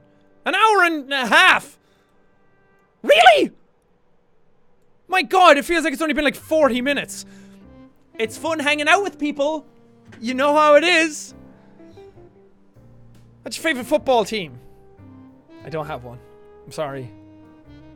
And it depends on what you're saying. Over here we call soccer football. So, I guess Man United was the team I used to watch growing up because that's what my family watched. But I don't really care. I should say something like, the Bulls! And then have everyone freak out. I know the Bulls isn't football. What's your favorite Netflix series? It's probably Stranger Things. 13 Reasons Why, am I right, guys? Fucking hated that show. I'm sorry. Any of you out there who like it, you're free to your own opinions. I despised it. I thought it was a very dangerous show. A lot of very weird shit in that show that I do not agree with. I agree with some things. I agree with the overall message, just how they did it. Absolutely terrible. It was one of those things that I heard people say stuff about, and then I was like, okay, I'll watch it for myself. I'll form my own opinions. I'm not going to have somebody else's opinions be my opinions. So I watched it, hated it. But it was weird. It was one of those series that I had to keep watching. I like binge watched it in 2 days. Strange. My voice is lagging? Shit. Because I don't really know how to fix that. Because I'd have to restart the camera. But Stranger Things is probably my favorite Netflix series. Because it's probably the best thing I've watched that's on Netflix. It used to be House of Cards, but that got shit recently. And now it's not going to be a thing because Kevin Spacey is a dirtbag. What else is on? I've been enjoying Fargo recently. I really liked Fargo. We're on like episode 9. We have one episode left to watch in season 1. But it's not one of those things that like really sticks with me. Stranger Things is because especially season 1. Stranger Things season 2, I loved. Don't get me wrong, loved the season. Absolutely adored it. It was awesome to be back in that world and sharing more of those characters and just seeing everything again. Just didn't like it as much as season 1. Because season 1, I like that bond between the characters, between the boys and Eleven, and I like the discovery of things more than I like the continuation of things, if that's a good way of putting it. So I like them like discovering everything and figuring out how things worked and figuring out who Eleven was and her secrets. And then season 2, you kind of know all the stuff already and it's more of the same. And it was very good, and I really like how... See, it's a double-edged sword. Because they split apart the characters more in season 2. And I really liked getting to learn more about different characters. And I'm so glad Noah got to act more in this season. Because he was pretty bad in season 1. But it was more of a case of like he was learning, but he didn't get enough time to practice. He didn't get enough scenes. And it was only because all the other boys in that show were just phenomenal. So he kind of stuck out. And then this season... Oh boy, he came into his own. He fucking killed it, dude. Noah, you were awesome in that season. Not that he's going to be fucking watching, but he was so good in that season.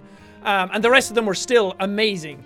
And it astonishes me that people that young can be that good already. And they split the characters apart, and then they all got their own thing. And I got kind of sad that Mike got Chris Pratted this season. He got Guardians of the Galaxy 2'd this season because he became more of a secondary character instead of the main character. Again, I get it. I completely understand why they did what they did. I just prefer when it's everybody together figuring everything out. When that kind of bond and that relationship, that like stand by me kind of vibe. Whereas this was like everybody kind of came into their own and matured, and it was more of a coming of age story, I think. And then we had Max in it, the new character, she felt like she kind of filled Eleven's role a bit too much instead of being her own thing. I did like her brother though.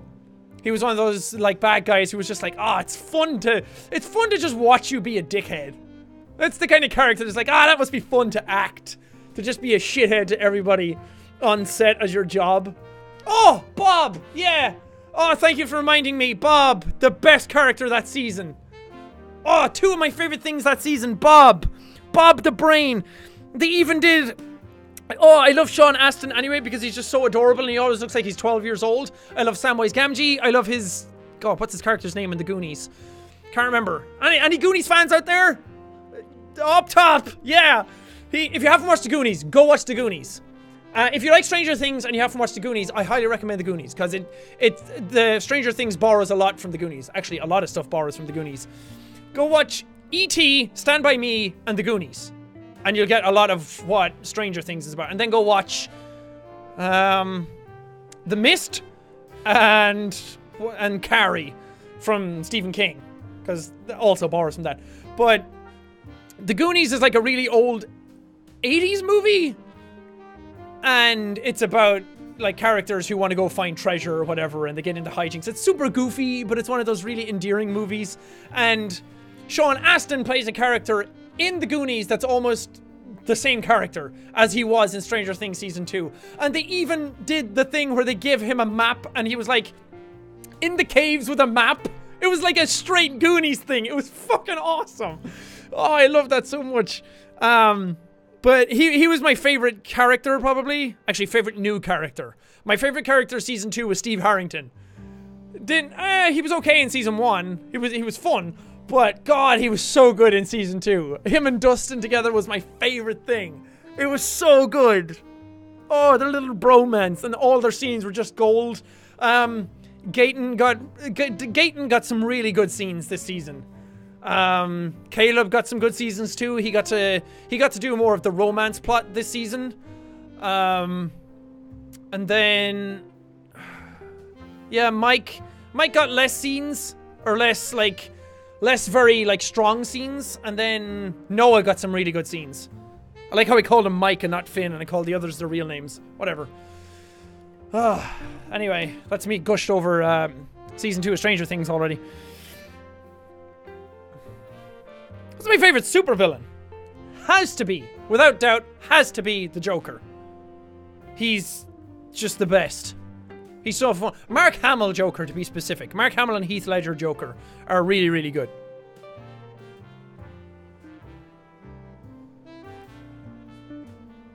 What's your favorite ego to act out? I don't know why they're called egos, by the way. To me, ego has a very, like, bad interpretation. Like, if you have an ego, that's a bad thing to have. Anyway, I know everyone wants me to say Auntie, but I think that the dapper one would probably is. I don't know what his name is. Everyone wants me to call him, like, Jack Daniels. I'm not calling him that, because I don't want him to be called Jack. I have thought of calling him Jemison Jackson, just because I like the JJ, like J. Jonah Jameson kind of stuff. And Jameson is like an Irish whiskey, but it's also like an old-timey name. And then Jackson, we get the Jack in there, but none of the other characters have Jack in the title. So I don't know about that. And then everyone wants to call him Dapper Septiceye, but I don't really like that either. I mean, you can call him whatever you want. I don't care. Just for me personally, that's not what I've been calling him. But the Dapper dude was really fun to act out because it's no talking. It's all like physical-based acting. And that's why I wanted to do it. I talked about it in the... When did I talk about it? I think it was a reading comments video. But I did it because I was watching Mr. Bean on the bus when we went on tour. And then I was playing Cuphead. So it was like non-spoken video that's all physically acted and old-timey. Perfect, Charlie Chaplin. And I even had the Charlie Chaplin mustache bought. But I can't wear that because it's a Hitler stash. I mean, I could have worn it and people would have got it. And I could have defended that as being of the era. But... why have to argue about that? So he was just really, really fun to act out. That was awesome. Because it was all just like physically based acting. It was like, how's this going to look? I was studying up on the old-timey movies, and like the whole like worked really well with the mustache. I love that shit. It was really fun. Who's your favorite Star Wars character? Jar Jar Binks! My favorite Star Wars character is probably Darth Maul. Because it's weird, because I'm of the age that my first foray into Star Wars was the prequel trilogy. I think, Phantom Menace come out in 1999? I think I was 9 years old when that came out. Let me just check real quick.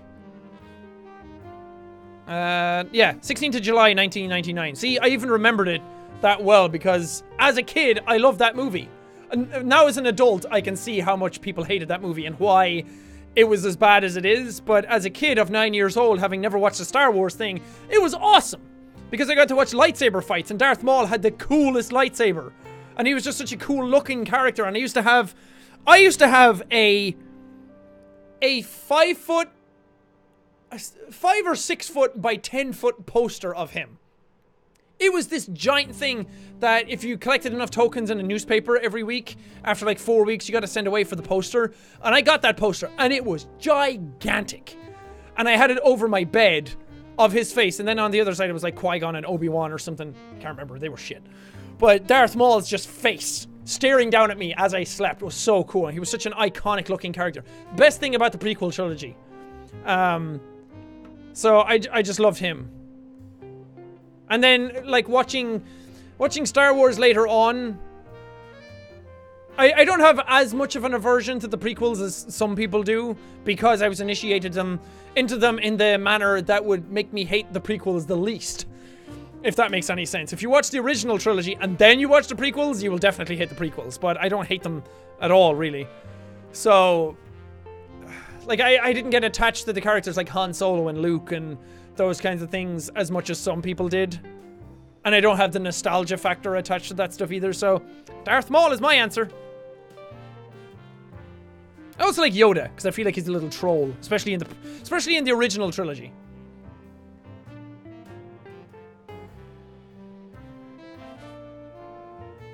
Will you play Fortnite? I thought about playing the base game, like just Fortnite. Not the Battle Royale mod, or game mode. I thought about playing that with Bob and Wade. Because they talked about... Oh, God. They said they played it, and then they said that it was kind of hard to get into. That the learning aspect of it was kind of hard to get into, and it would take a little while to just experience. So then the Battle Royale stuff came out, and I've really been thinking about playing that, so we might. I'm not sure. I'm so sad about Kevin Spacey. He was amazing in Baby Driver. Do you like Baby Driver, Jack? I love Baby Driver. That's an astonishing movie. It's probably my least favorite Edgar Wright movie, just because I love the others so much, and because the others have British humor, and they're kind of... The others are parodies and satire of things, and Scott Pilgrim is a video game movie, so it's hard not to love that one. And the references in that. Scott Pilgrim and Hot Fuzz are two movies that I could watch endlessly. Because Scott Pilgrim's Cena's favorite movie, or at least one of them, and Hot Fuzz is my favorite movie. So between us... But Baby Driver is just an exceptionally well-made movie. That's a pseudo-musical movie. Watch that movie and pay close attention. It's hard not to sometimes, to pay close attention to the music. But pay close attention to what's happening while the music goes on. And listen to the words, and listen to just everything that's happening in conjunction with each other. I have no idea how they did that. That's amazing. But I'm also sad about Kevin Spacey. It was a fun story. Well, a weird story. When we did the How Did We Get Here tour, Aaron was there as well, because it's his touring company that helped do that and will be doing it again. So he came around to see what it was like. And he was there, and Jack Walsh was there, who works for the Grumps as well. And we were in like the day room at the hotel getting showers, and American Beauty was on the TV, and we were just watching that. And then we started talking about Kevin Spacey in general, and because there's a scene in American Beauty where the dad kisses Kevin Spacey thinking that he's gay, and then Kevin Spacey's character's like, wait, whoa, I think you got the wrong idea. And we just got talking about how many scenes in Kevin Spacey stuff there are, how many references there are to homosexual stuff. And then there's always been that rumor going around Hollywood that Kevin Spacey was a closet gay man. And I didn't know too much about that because I never really followed much of Kevin Spacey's personal life.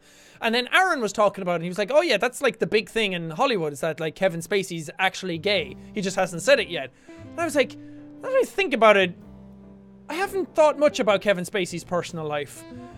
And then a month and a half later, it comes out that he like is a sexual predator and made homosexual advances on a 14-year-old when he was 27. Completely fucked up. And then his excuse was like, oh, I must have been drunk at the time, but now I'm going to live openly as a gay man. Like, there's more to it. It was like, first of all, the least kept secret in Hollywood, apparently. And then also it's like, fuck you, Kevin Spacey. And then a meme came out about it. It was like, Kevin Spacey comes out as dyslexic because he thought 14-year-old was actually a 41-year-old. Like, funny. Let's not detract for how terrible what he did actually is. And now it's just a bunch of shit. And I like Kevin Spacey.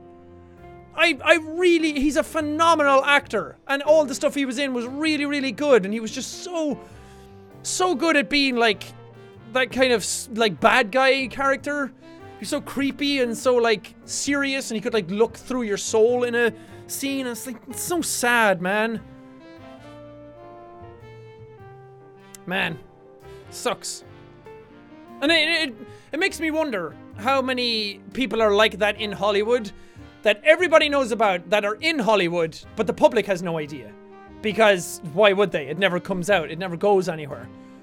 And all these Hollywood actors must be sitting around going, that motherfucker, like doing all this stuff, getting all this praise when really he's done this, that, and the other. And it kind of reminds me of YouTube stuff to like a very, like a way lesser degree, not with sexual stuff, not with any sort of like indecent behavior in that regard, but just like you hear certain things about YouTubers, you see certain things about YouTubers, you meet them and they're not nice people, and then you see everybody online talk about them, how they're like God's gift to everybody, and you're like, that motherfucker, they're not what you think they are. Which is also another reason that's kind of been my motivation to just try and remain nice to people, because I'd rather be genuinely nice to people than fake nice to people, because that's not fun. Do you like Suicide Squad? I hate that movie. Man, why are you asking me all the things that are making me go into a shame spiral, huh?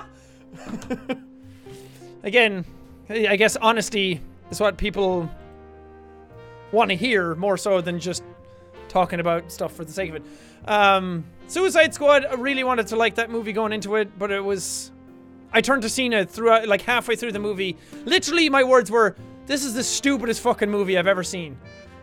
And she kind of just giggled at me. So sad. So much potential. DC, what's going on? Justice League is coming out. Oh, it's not going to be good, is it? It's not going to be good, but I want it to be. Weirdly, I didn't hate Batman v Superman as much as everybody else did. I still didn't like it. But I hated Suicide Squad. I was just kind of indifferent towards Batman versus Superman. Didn't like Man of Steel. What's happening? Just do what Marvel did. Just make everything fun. Stop trying to make The Dark Knight again. Christopher Nolan couldn't even make The Dark Knight again. Stop trying to do that. Stop trying to make everything gritty.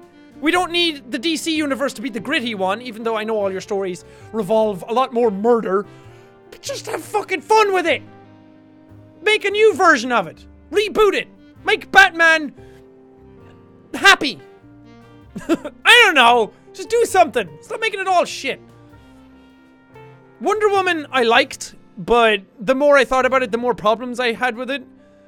Like, I liked the first act of Wonder Woman. Like, the first half of Wonder Woman I really liked. And it really started to fall apart at the end. But I just love I like the idea of Wonder Woman because it starts off with like the over-the-top like Amazonian women, like powerful gods kind of stuff, and then it just throws her into old-time world. It doesn't even throw her into modern day, it throws her into World War time. And then seeing Wonder Woman on like no man's land running through, bullets bouncing off her like kneeing a dude through a wall. That's just fantastic. It shows how overpowered she is. And some people found that boring, but I just thought it was awesome. I was like, yeah, I don't care about her fighting gods. I don't care about the whole, like, save the world. I don't care about the whole, now you're fighting a demon kind of thing. I just like her going up against regular dudes. That was just a really fun dynamic. And it made everything fun. And go back and watch Wonder Woman. And just notice how many times Gal Gadot goes... That was like me and Cena's reaction. It's like, Gal Gadot is a lost puppy when she plays Wonder Woman. Everything is just like... It's like, she's fantastic as Wonder Woman. It's just, it was surprising how many times she actually did that. Anyway.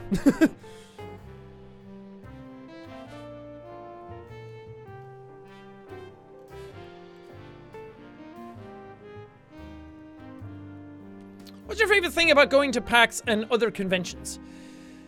My favorite thing about doing any of those things, conventions, tours, anything like that, is just meeting people.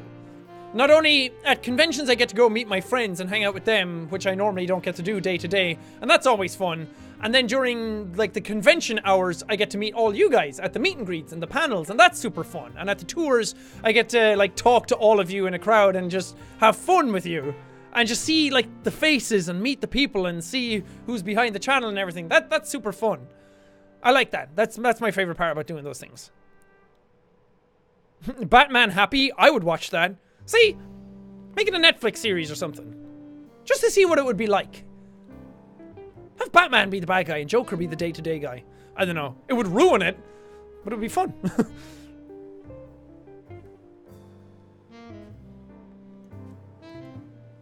And before anyone asks, yes, I'm way more in the Marvel camp than the DC camp, especially when it comes to the movies. But Spider-Man and Batman are my favorite superheroes, so what are you gonna do? And I think The Dark Knight is still my favorite superhero movie, so what are you gonna do? Opinion on the new Razer phone. That's a weird one. Because they talked to me about having a new product available, and I was supposed to get in calls with them to talk about it. I didn't know what it was at the time. But now that it's come out, like, I found out about it when everybody else found out about it. And so, it's really cool. Again, I'm just happy with my iPhone. I don't really want to change much.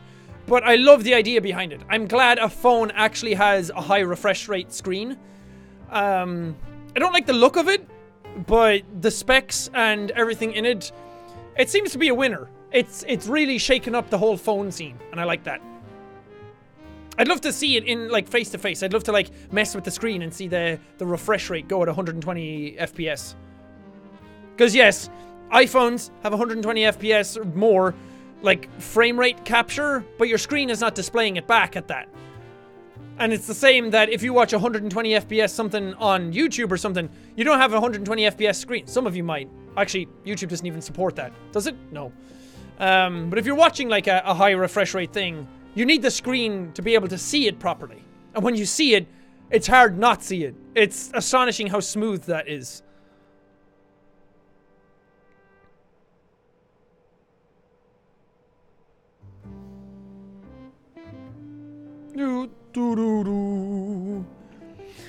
Right, where are we? Are you going to see Hellboy 3? Well, it's not Hellboy 3, is it? Is it actually Hellboy 3 or is it a new Hellboy? I thought they were revamping it with David Harbour, who's Hopper in Stranger Things. And the picture of him looks fucking awesome as Hellboy, because he looks so beefy. But yeah, I'm definitely going to see it. What's your favorite horror film of 2017? It. Has to be It. I love that movie.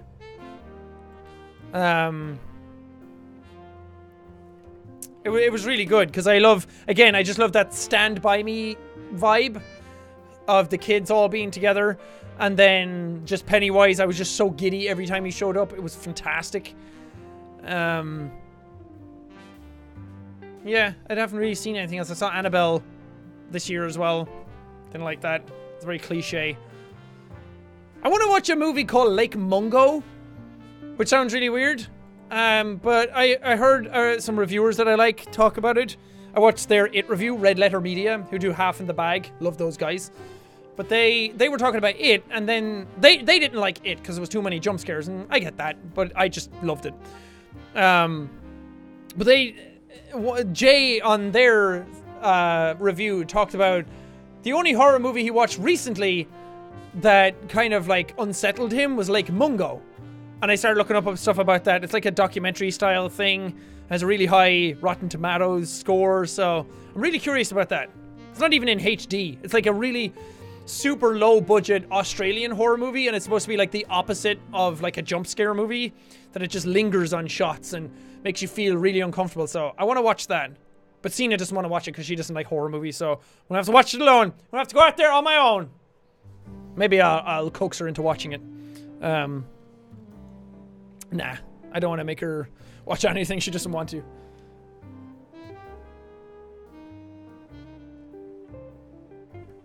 What would you say is your favorite personality trait? Probably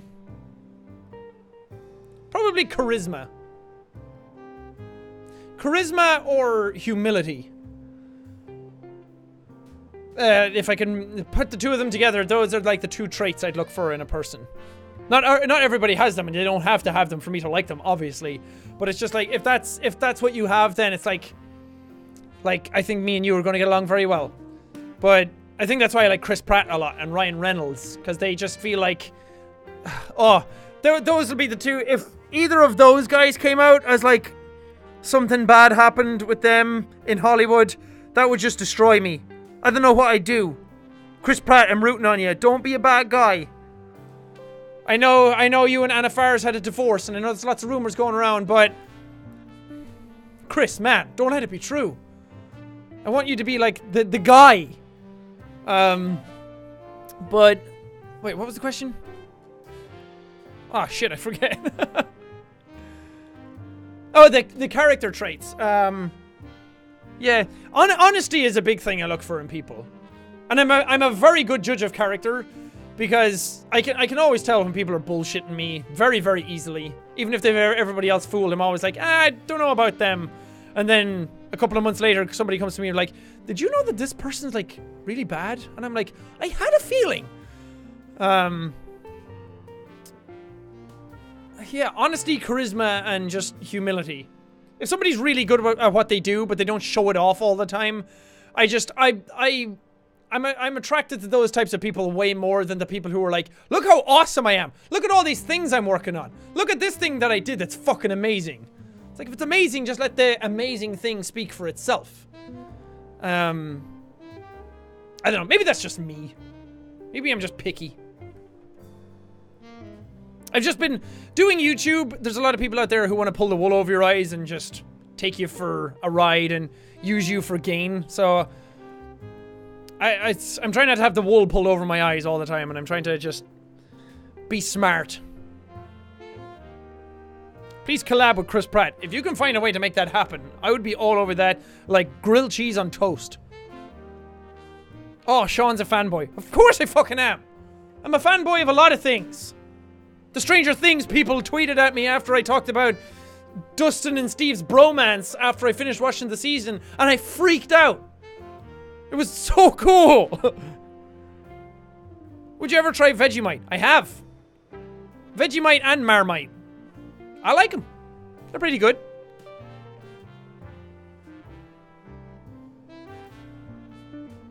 Can't stop calling horrors horror films after Oxenfree. Yeah, my accent doesn't really help. Saying mirror and horror is horror and mirror. So it's like, sounds like horror. You like horror movies? Funniest thing happened during a recording. Oh Christ, I have no idea. It's probably some hilarious stuff that's happened that I can't even remember. I know, I'm gonna have to think about that one. Would you do another Solid Snake impression to commemorate 5 years? Hell yeah, let's do this. Oh god, it's gonna be so bad. We get a little refresher. We'll do a little refresher course, okay? Let's go to my video manager. Go to the oldest video. What Wait, you can't search for your oldest video in your video manager? It's newest, most viewed, public, unlisted, private, draft, claimed, not claimed, limited or no ads. Oh, my favorite one. I have to actually go to the channel? That's fucking horse shit. Horror shit. Okay, I'll have to go to my channel, click videos, then go up to the top right, and then click date added oldest. Okay, Solid Snake impression. This has 1 million views. Of course it does. Everybody wants to see what the first video was. Everyone wants to see the meme. Okay, here we go. Here's the original. War has changed. It's no longer about nations, ideologies, or ethnicity. Ah, fuck yeah. I used to cringe over this. I used to cringe over so much old stuff. Nowadays, I'm just like, you know what? Who gives a shit, man? Everybody has cringy stuff. The fact that I cringed over it shows that I've evolved from it. That I'm a different person than I was then. And now there's almost like, there's an endearing quality to this older stuff. That's incredible. Okay, let's have a little refresher once more and then I'll try it. War has changed. I like how you can hear the fucking noise in the background as well because it was a shitty mic. It wasn't even a mic. It was, I think it was a webcam. It was like a really shitty old webcam, like the one I had at the start of Cry of Fear. When I got my first Blue Yeti, I started using the webcam for my face. Originally, I was using the webcam in my neck, so the webcam would be pointing up at my face. And the little clamp would sit here. I have a webcam right here. I'll show you. Wait, where is it? Webcam! Oh, wait, here it is. Okay. This everyone say hello to webcam. This is a Logitech C920. The one that I used for a really, really long time. That everyone fucking used. This is the Blue Yeti of webcams. But I used to have webcam, not too dissimilar to this. And it had a flap that came down. And I used to have that flap. It was, this other webcam was kind of backwards. So I used to have that flap in my thing like this. So all those earlier videos that had no face in them, I was recording with a webcam in my shirt. And that's why the mic is so bad. And that's why the mic here is fucking terrible. It's no longer a... I think that's recorded on Audacity as well. God. See? You don't need fancy equipment to start YouTube. You can start from anything. But here. War. Okay. War has changed. Oh wait, you know what? You know what? We can fucking add to this. Oh, we can go with this.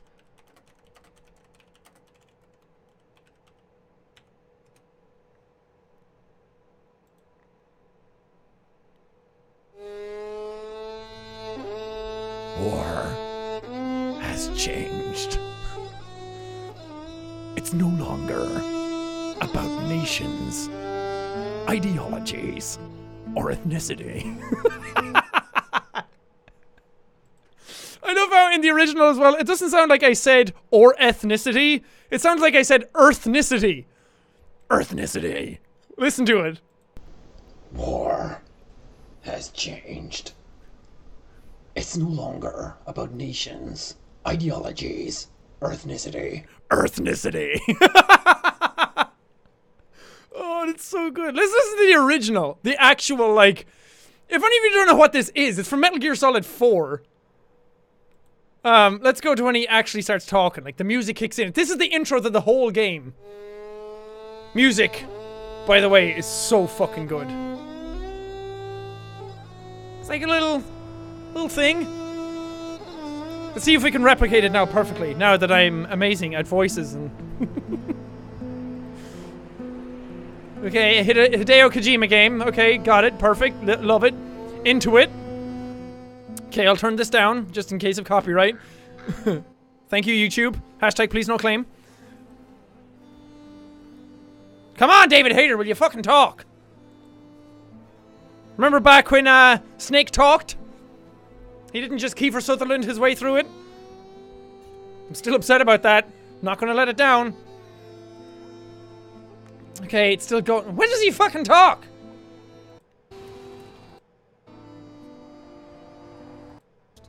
Ah, there we go. Okay, here we go. War has changed.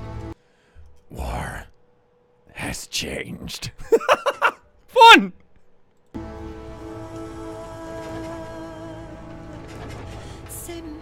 It's no longer about nations, ideologies, or ethnicity. It's no longer about nations, ideologies, or ethnicity. Oh, fun, man! That's so fun. Oh, man. I should go back and play that game. I want to play Metal Gear Solid 3 on the channel. But I want to find out a way of playing it. Because it's only on, like, PS3 and PS2. I guess I could emulate it. I don't know. Man, what a fun voice to do. And that's why I specified that it was Old Snake. Because Young Snake doesn't sound like that. It's easier to do Old Snake because all you have to do is... Like, that's easy to do. You just have to take a chainsaw to your throat. Or swallow some sandpaper, whichever one you want to do. Dudes, we've been streaming for over 2 hours. I don't want to stop yet. This is fun. So yeah, there you got it. We should go back through some other old videos. That'd be fun. It's 5 years after all. Let's go back to some older shit. If YouTube will fucking load on my garbage internet. Why you oughta? Okay. That was 5 years ago. So that was what? November 12th. Yeah, I forgot it was today. November 12th. That was the first video I uploaded. I can still remember sitting in the log cabin. I can remember exactly where I placed. I remember exactly where I was sitting when I recorded that. And then we had November 29th was the next one. So it was a little while. I was using Windows Movie Maker. Had no idea how it fucking worked. Sorry, I don't have like a view of this. All I have is audio. Okay.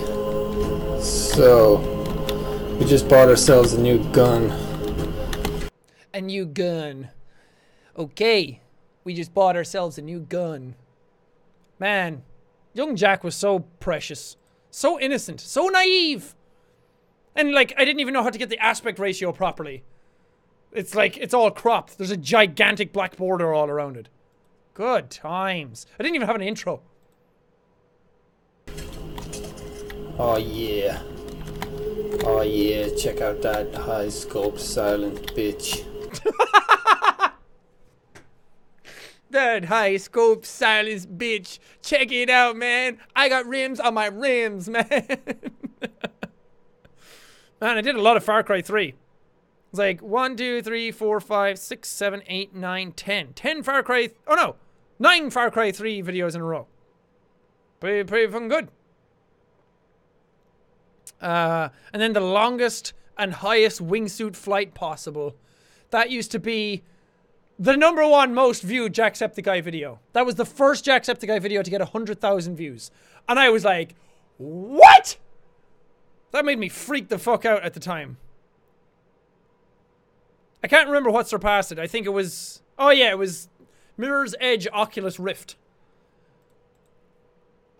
Hey guys, what is going on? What's going Today on? I'm going to bring you another wingsuit video from what I believe to be the highest point on the map in Far Cry 3. Get a bit better. Get a bit more into me. I'm kind of like becoming more entertaining. I kind of figured out not to be a boring bastard.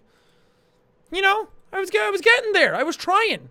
It was like, the other video was like when a baby deer is just born. And he's like coming out like all covered in blood and mucus and his legs are flailing everywhere and he's trying to stand up and everything. And this one was like, okay, I've stood. Taking my first steps. I'm getting there. Down here you see a little cross, hello cross, and a hang glider. You want to know a secret? Secret about this video? It wasn't recorded live audio. The voiceover for this isn't done while I'm recording it.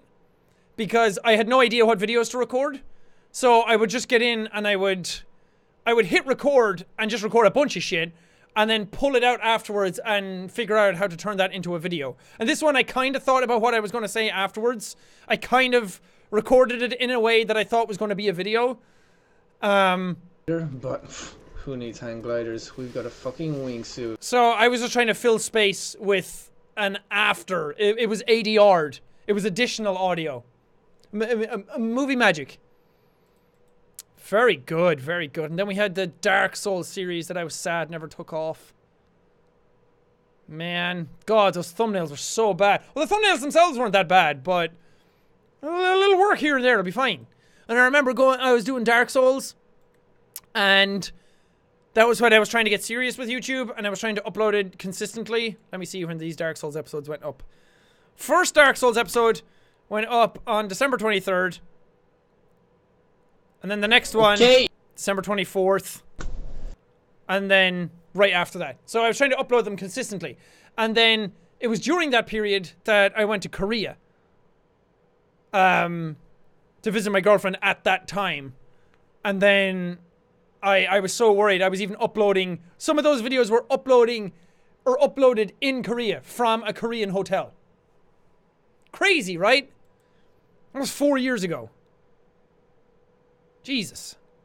And then nobody watched it, and I got all sad because I wanted to play more Dark Souls. And, well, back then I was like, no one's watching this. It was like a discrepancy of like 20 views. Nowadays, if someone's not watching something, it's a discrepancy of like 1.2 million. Man, how times change. And then I got really into Battlefield 3. I love how you can tell what I was playing at those times. I almost didn't even get into Dark Souls as well. Because I used to be on the GameSpot forums, and I used to hang around there and talk to people, or any video game forums I could get my hands on. And I used to have a guy that I talked to beyond the forums. I used to talk to a bunch of people on the forums who were my friends. But there was one guy I talked to off the forums, who was Brazilian, whose name, I still remember his username and everything. I'm not going to say it now. But some Brazilian dude who I used to talk to, and he was a really nice guy, and he was really into video games as well, and we got along smashingly. And Dark Souls was coming out for the PC at the time, and I had heard of Dark Souls and Demon Souls after being out on PlayStation, and I didn't know if I was going to like them. I didn't really look up anything about them. I didn't really care. And then he was telling me about Dark Souls, how great it was. And I was like, oh, that's cool. And he was like, you can have like giant swords. And I was like, oh, really? He's like, yeah, look at this. And he sent me a screenshot of his character with his giant sword. You know how the characters hold their sword on their shoulder in Dark Souls. And I was like, oh my God, I have to play this. And he showed me like dragon fights and everything. I was like, this is fucking awesome. I didn't know that. So I got Dark Souls on the PC and never looked back. It was the most addicted I had been to a video game, I think. Because I started playing it for a little while. I was like, okay, I should go off and make my videos or whatever. And I was like, well, I could just play more. Played it non-stop. I played it until it was done. So good. So it was like, I wanted to do a Solid Snake impression because I wanted YouTube to be an impression channel. I wanted my channel originally to be impressions, and I wanted to do Let's Plays doing impression voices. So I wanted to do like Solid Snake plays Far Cry, say. But that never really took off, and I was trying to think how that would work. And I didn't really have enough material, and then I started playing Dark Souls and Far Cry 3, and then I started playing Battlefield 3, did Hotline Miami. I even did a Warframe video, 2 of them. Warframe actually changed a lot. I kind of want to go back and try that out. It's open world now. Then I started playing the new Devil May Cry at the time, because I was like, oh, this game's very controversial, and it's new. And I can get on this immediately, so I want to try and play that and upload that and see if that works. And then Crysis 3 came out, and I was really into the multiplayer of that. Man. It's so weird when you go back, because you think 5 years ago is a long time. Like, if you think back 5 years now, can you think of what you were doing 5 years ago? Normally, I wouldn't be able to, but this is like my own, like, memory bank. I can remember exactly what I was doing during these recordings for these videos. I tried to be a reviewer at one point. I did a Tomb Raider review because I liked some reviewers online who I had watched, and I tried to emulate what they were doing, and it didn't work very well. BioShock Infinite came out. I didn't do a full series on it because I ended up playing it in my spare time and blasted through it and then forgot.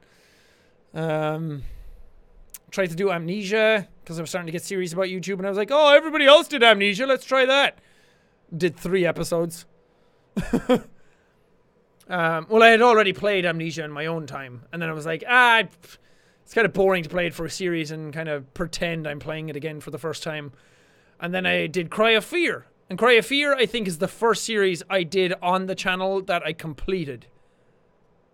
Everything else was just bits and pieces of videos. It was just highlights. It was little clips. I was doing a full Crysis 3 playthrough, but I didn't finish that. Yeah, I didn't finish it. I got close. So Cry of Fear was the first game that I finished completely, and that was the first game that I put my face into. I think. Wait, no, I might be wrong. No, I'm wrong. Oh wait, no. Yeah, I am wrong. Damn! I didn't realize that. Hello, all you beautiful people out there on YouTube land. How are we all doing? My name on YouTube land. Where else the fucking gonna watch you, Jack? That was April 23rd, 2013. But man, Pesadelo might have been the first one. Hold on. No, wrong again. Hello. Wrong again. It was an Amnesia video. All this time I had been saying the first series I did, the first game I did with a face cam was Cry of Fear, because that's what I remembered. But it was Amnesia The Dark Descent Part 3. Or maybe it could have been Part 2, but that was when I started putting my face in the thumbnails. Hello. Again, watching other people do it. Hello, all you beautiful people out there. Yep, April 23rd, 2013 was the very first time I put my face in a YouTube video. Or put my face in a thumbnail or anything like that. That's fun. It's fun to find out. Sorry, I'm just going down through the catalogue now. Is this even fun to watch? I have no idea. Then I tried Surgeon Simulator. Man. Oh, there's a clickbait thing. One of the Dark Souls videos is called Vagina Dragon. Oh, and I remember... I know what the clickbaitiest thing I've ever done is. It was Far Cry 3. I deleted the video because I didn't like how clickbaity it was years later. It was a Far Cry 3 video. What's the name of the character at the end? They're like, the native girl in that is topless. And or she has something over her during the game, I think. And then at the end, there's like a topless first-person sex scene. And I uploaded that because I thought, that'll get views. And that's probably the clickbaitiest thing I did. Because I had the boobs and everything in the thumbnail. And for the longest time, it went by YouTube systems. Even until I deleted it. I can't remember when I deleted it. I think it was a while ago. Even until then, even when all the copyright claims and all that, like, no boobs and stuff came in, the no nudity being flagged, it still went through all that. It was fine, because it was a video that got, like, no views. So there you go. That's probably the clickbaitiest thing I did. Because not only was it that, but it was, like, it was in the thumbnail as well, and then I did it as well for Metro Last Light. There's a part in it where you get a lap dance, and the female in it is naked, and I call the episode Lap Dance, and in the thumbnail is the lady with her boobs out, but I have it censored over with pictures of my face, I think. 2 little squares of my face. So they're probably the clickbaitiest things I've done. Who would have known? Okay, I'm going back to Twitter a bit under the hashtag 5 years of Jack. I'm going to answer some stuff for another little while, and then I'm going to end it. Fun! A little recap. I didn't want to do it too much because I've already done videos where I react to my older videos, so. Not to rehash old stories. Clickbaitiest thing I've ever done. It almost got no views. Yep. Welcome to back then.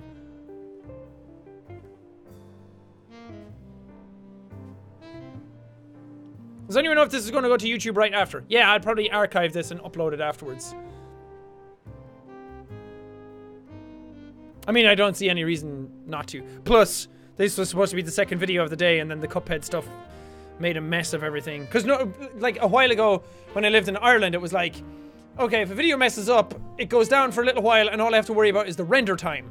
And then when the render time's done, my uploads were super fast. It would take 5 minutes to upload something, and then it was fine. Here it took 40 minutes. So, and because Robin edits them now, he had to render it, so it was his render time. The amount of time it took him to upload it, and me for me to download it, and then for me to upload it. So there's all these other steps in the way that just took longer, so.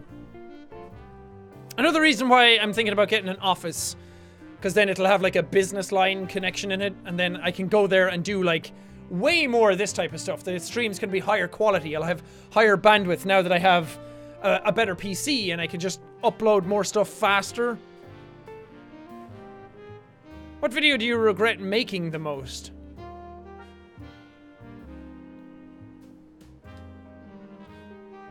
I don't know. It might have been that Far Cry boobs video. At the time I didn't regret it because I thought, oh great. But now it's like, why did I upload that? That's stupid. Again, I was very young and naive. White rice or fried rice? Why not both? Egg fried rice. Pretty good.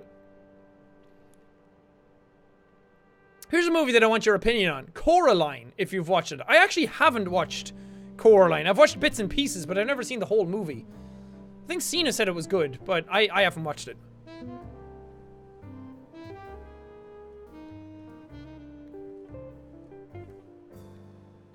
I should just do a podcast about movies. Or a podcast about stuff like that. Movies, audio, games.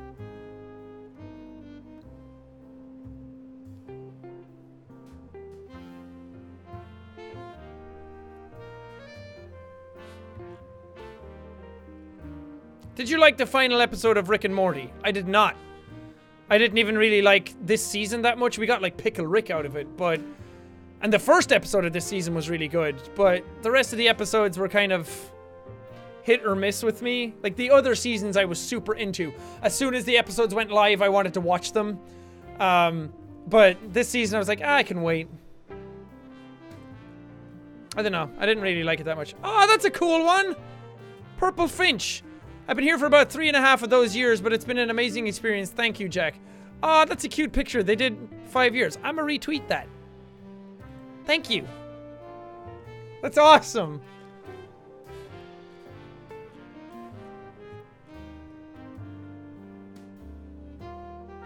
This live stream is so fun. I'm glad you think so. I know some people come into this and they're like, wait, he's just talking, but I like these types of live streams. I like connecting. I like having these streams every now and then to kind of just reset the momentum and connect and talk directly to you, because I know I do that in reading your comments videos, but these are like live interactions, so that's a bit nicer. Oh, there's been a whole bunch more sponsors as well that I missed.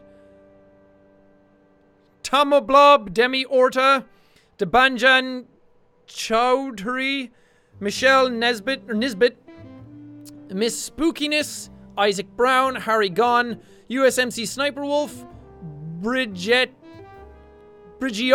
that's a cool one, Herp Derp, Jodie Foster, man, Jodie Foster's watching YouTube, Harbinger Zar, Issy Reed, Jay Wayo, Ash, where's my waffles? I don't know, man.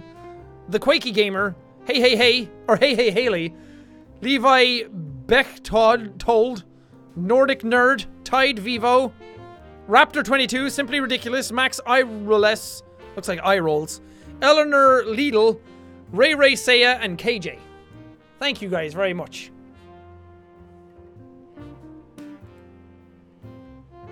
My god, his voice when he was younger. Yep. Also, my voice has deepened since then because of all the yelling.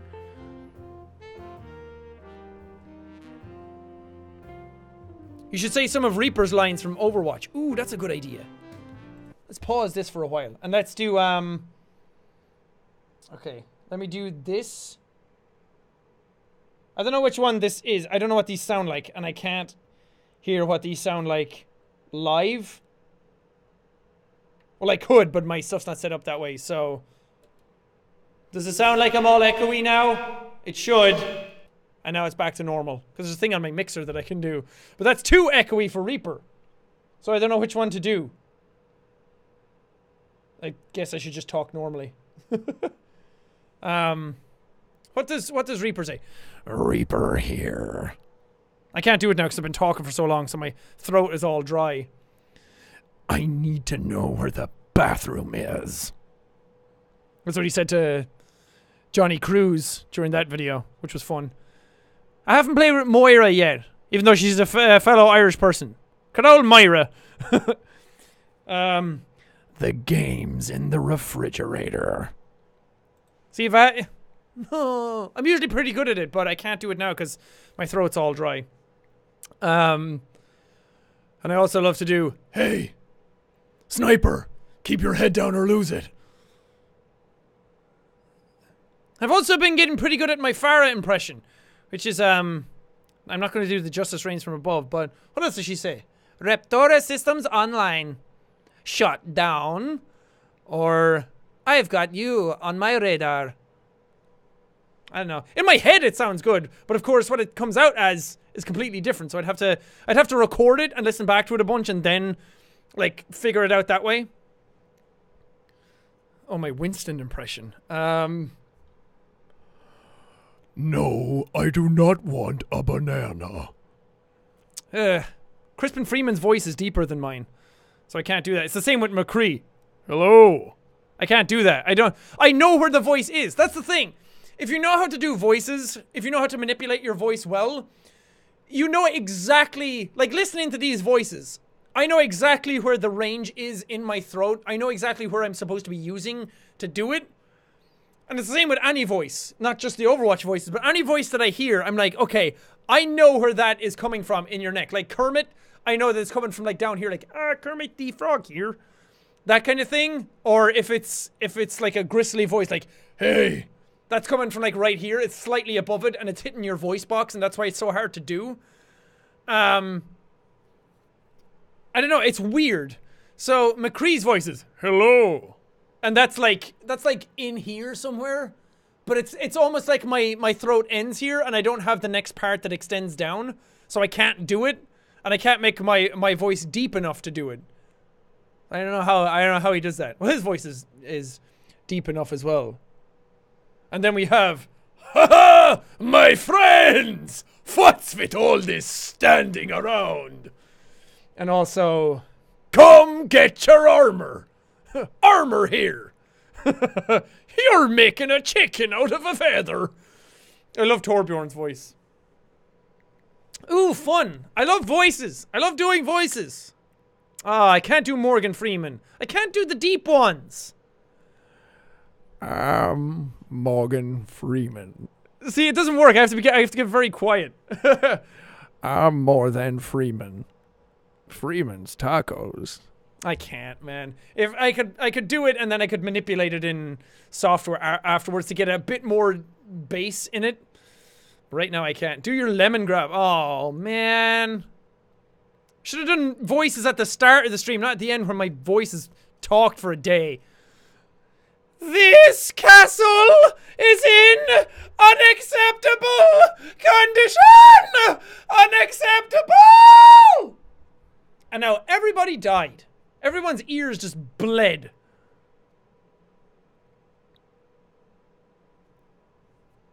Can you do us all the voice modifications that your thing can do? Okay. We all have the good one. We all know what this sounds like. It's a very good one. It makes you sound like you're in old times. That's a good one. There's 24 of them. I'm not going to do them all. But then you have, well, some of them are just different versions of reverb. We have a delay. I don't know what this sounds like. I've never tried it out. What does it sound like? Was that good? Cool.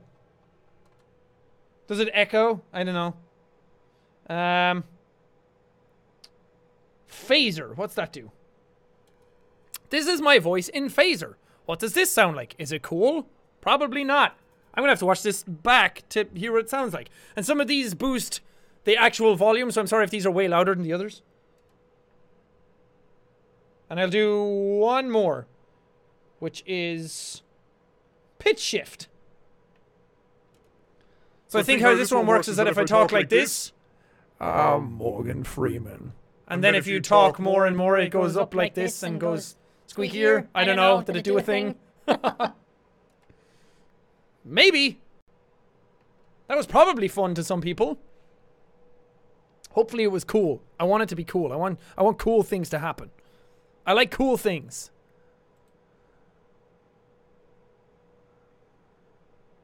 Do Grunkle Stan. Oh god, another one of those like voices. Hiya, kids! It's that kind of thing. Oh, what was the joke he tells? My ex-wife keeps missing me, but her aim is getting better. Her aim is getting better. Do Greg's voice. Whoa, Greg's so cool. Oh, whoa. Greg's voice is like right here, and you just gotta close up your throat a lot. Can't do it for that long though, otherwise I might die. Oh, I do like making his voice quiet though, like, hey, what are you doing? Do SpongeBob. I. Are you feeling it now, Mr. Krabs? I.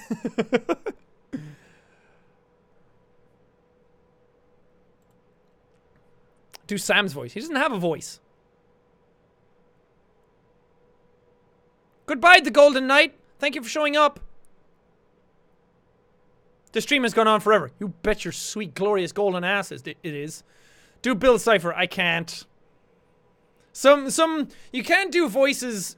Well, I can't do the voices if they're just natural sounding voices. Like Grunkle Stan you can do because it's half of it is just getting that sound. And doing like Lemon Grab, half of it is just getting the pitch right. But if you're doing something like, if someone says like do Homer Simpson, that's a really hard one to do because it just sounds like a goofy normal voice. So I can't. Do Pennywise. Oh. Hiya, Georgie. What a nice boat. Do you want it back? What else is he fucking saying that at the start of that? I'd have to listen to it back again because I've heard his voice once and then I keep trying to do it and it's probably not what I think it is still. Hiya, Georgie. I don't know. There's also a bit of manipulation going on. Pennywise voice. I can do his dance. Let's listen. Oh, please, no copyrights.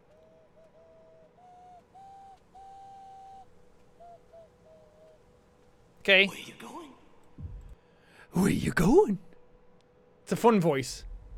You look like a nice boy. You look like a nice boy. I bet you have a lot of friends. I bet you have a lot of friends. A lot of it is the way he like fucking moves his mouth. It's so cool. Oh, the music's so cool. I love it. Okay, enough of that because then it's going to get claimed. I don't want that. You look like a nice boy. Oh, wait.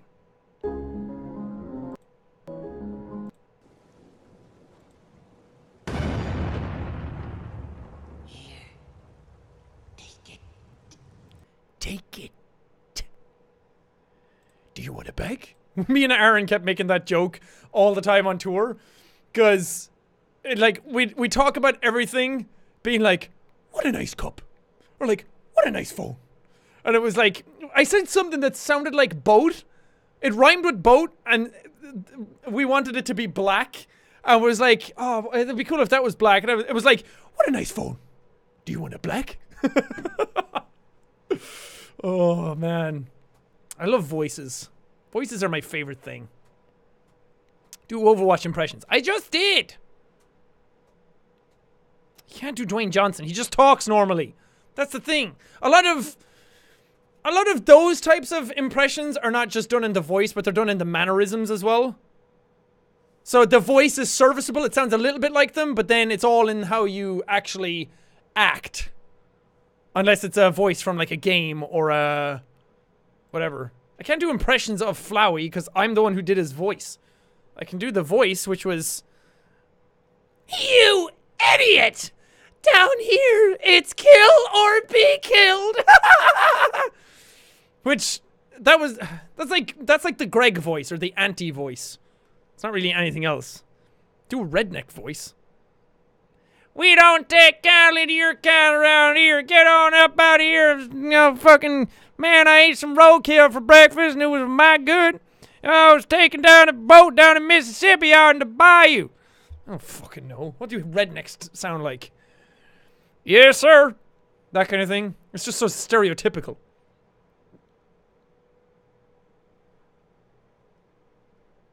The king. I am the king. I'm here to fight all injustice.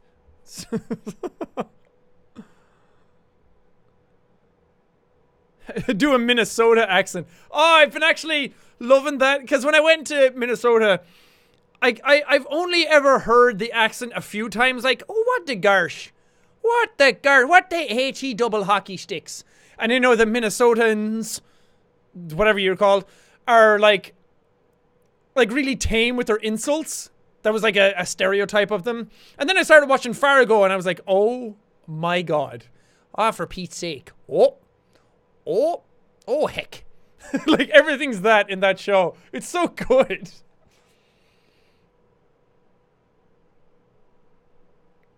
Can you do a Valley Girl accent? Oh, isn't that like Annie LA accent?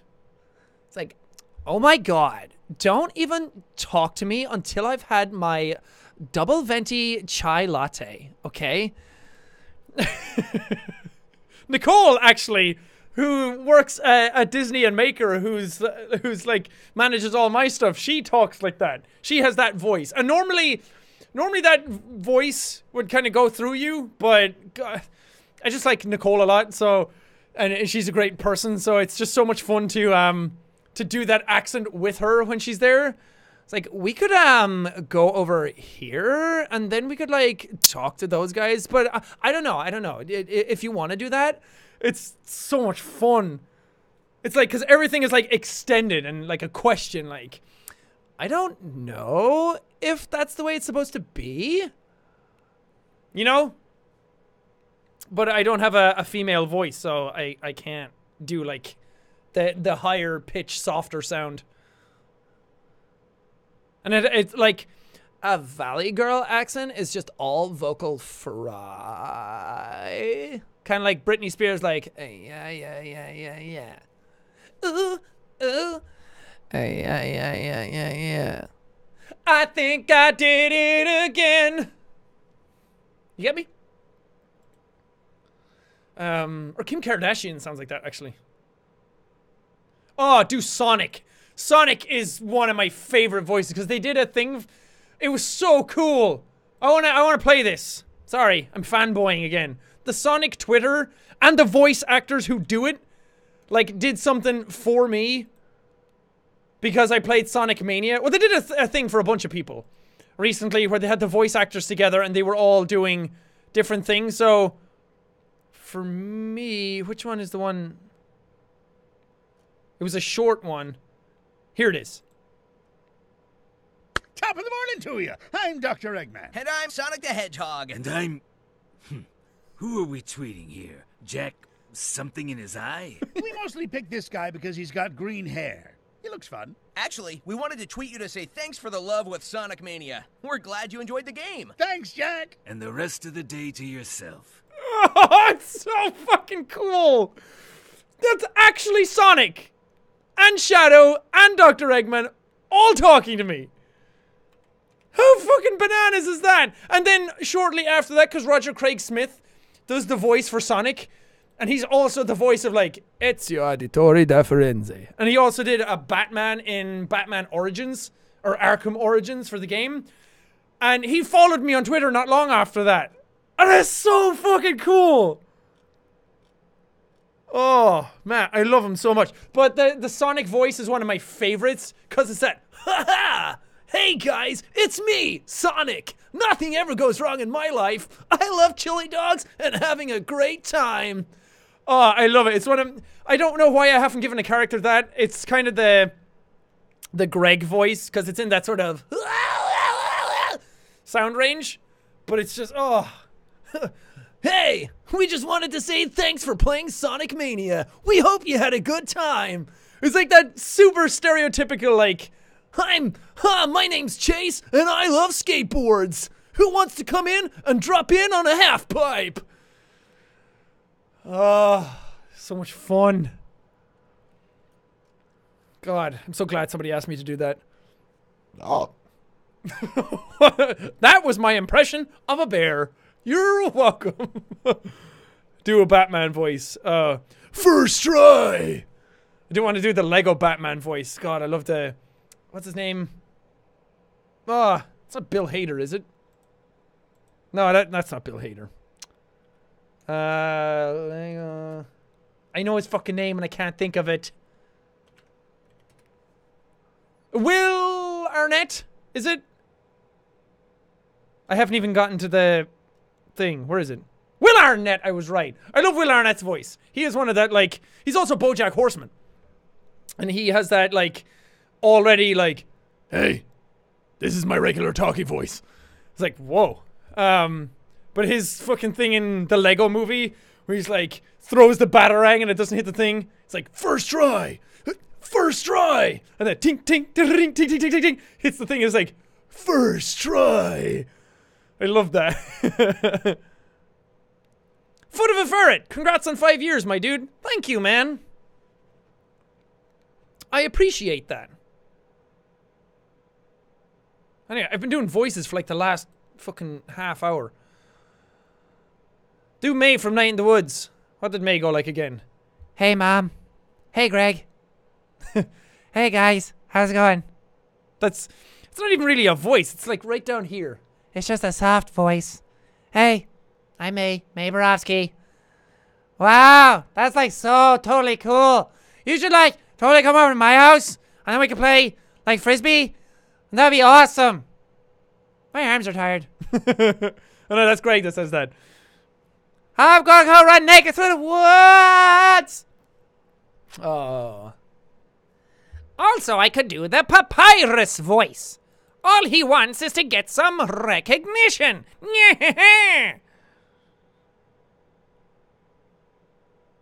What does this turn into? Impressions with Jack? Is this what it... Well, I can't complain, because I love it. Do a Bakugan impression. Wait, Bakugan or Bakugo? Is there a difference? I don't know who Bakugan is. I know Bakugo from My Hero Academia. No, Bakugan is something completely different. Bakugan Battle Brawlers. I don't know what that is. I don't know that voice, so I can't.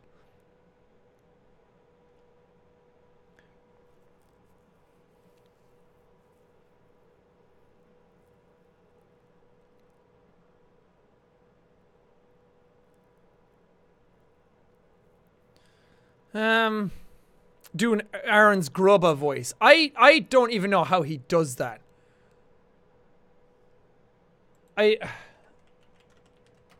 Aaron's Grubba voice. I'm just going to search on YouTube and we listen. This video will now be claimed by Game Grumps. That makes sense to me. I can get down with that. I think they were a popular band at the time. Gonzalez, match time, bub. Oh wait, we'll go back to the start. Ugh, I'm dying. Ah, finally did it! I'm gonna call my daddy right now. Ah, finally did it! I'm gonna call my daddy right now. We were actually doing that a bit on the tour. Every time we go somewhere, it's like, I think this is a very nice place. I don't know about you guys. I can't do it perfectly, but man, it's fun to try. Do a PewDiePie impression. Brah, brah, brah. It's all I'm fucking doing. I'm not giving that fucker any more time.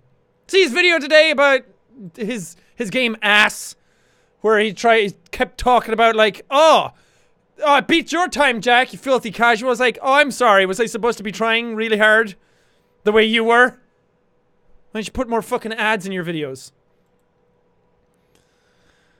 Do Egoraptor's Pikachu.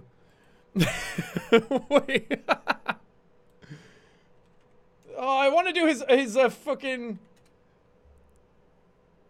Pikachu. I want to do his like his Ash Ketchum. Oh, Pikachu, go! I choose you. Pikachu. It's just Aaron yelling. It's just his voice. Do Jake Paul. I can't do regular voices. Do a hentai impression. I don't have enough tentacles. Do a voice impression of me or what I may sound like. Your name is Sammy Tim Gaming. Oh, my name's Sammy Tim. I'm a gamer, and I got gaming in my name. That's me, Sammy Tim Gaming. There you go. Aaron from Attack on Titan. He barely even talks, and when he does talk, he just says something stupid. What is Aaron's voice? It is. That's my Mikasa impression. Do Aaron's Charmander. Charmander! Do a Dutch impression. The Dutch accent is one of those things that I can hear perfectly in my head, but I can't make my mouth do it. Because the people from Fan Fiber are Dutch, and every time they call me, it's like, hey, Jick. Like, that's the most I can ever do. I can't do any more than that. Bakugo impression.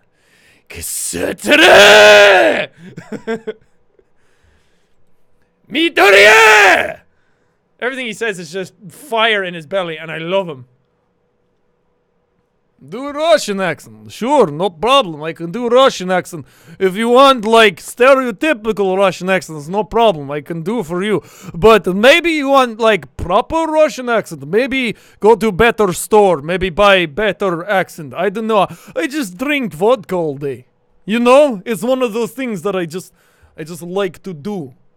It's like, that's my Zarya impression now, apparently. I believe you know why you're here. Yes, I believe I do. Do an Irish accent. I just did. Do Frieza from Dragon Ball. Oh, what was Frieza's voice again? He had a weird voice. I'd be coughing up blood by the end of this. Good call. Bearing that fact in mind, I still have quite a bit of leeway. No, I prefer Oni's version of him. You'll never get away from me, Kaka Krabby Patty! Oh, there's been a lot of Friezas. Maybe that's why. The voice of Frieza. My name is Josh. This is Linda. This is the voice actor for Frieza right here, so... Well, Josh and Linda. Once again, my dreams for immortality have been crushed upon the... My dreams for immortality have been crushed. Yet again. Here we go, Kakarot. You know? One of those things. I just got on and heard Jack talking Russian. Sorry. Do Meeseeks. I'm Mr. Meeseeks! Look at me! Well, I'm only here because he rubbed me into it. I'm Mr. Meeseeks! Look at me! Well, I'm only here because he rubbed me into it. I'm Mr. Meeseeks! Look at me! I've been here the longest, and I'm only here because he rubbed me into it. Can you tell how Justin Roiland's voice went by the end of that episode? He had no voice left, so he had to, like, phone it in. That's why one of the ones, like, she's still there, Beth. Because his voice was just gone. That's the way the cookie crumbles. Do a Mario impression. Wahoo! My voice is gone. I can't do the high one. Wahoo! Wahoo! Wahoo! Wahoo! That's all he does when I play Odyssey, because I'm trying to fly around the map with his crouch jump.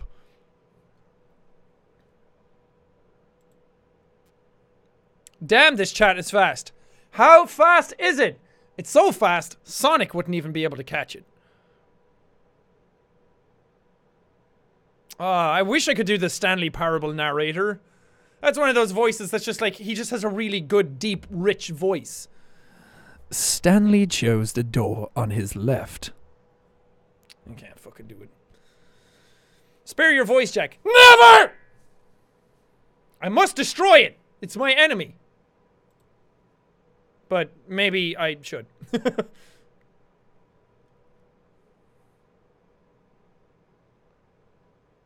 Can you do a butt voice? Is that good? I did a butt voice and a butt face. That's my favorite fart sound to do. Whatever about just stereotypical, like, that's fun. That's a little kitty, like, but the whole, like, That's my favorite one. Because that's like the old man lifting up an arse cheek kind of fart. It's so cartoony.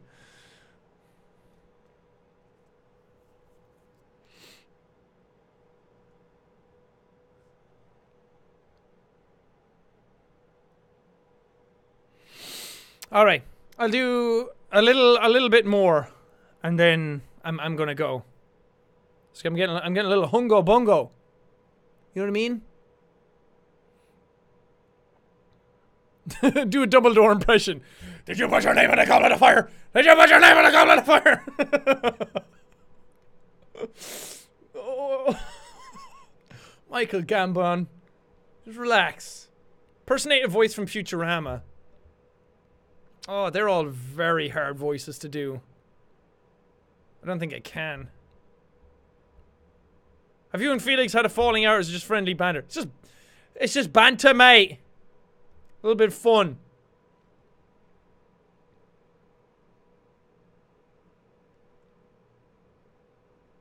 One Punch Man versus Goku. That's the thing.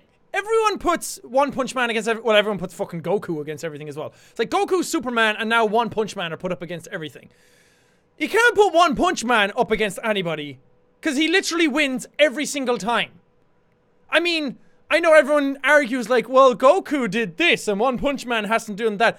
The gimmick of One Punch Man is not just that he defeats people in one punch. That's obviously his gimmick.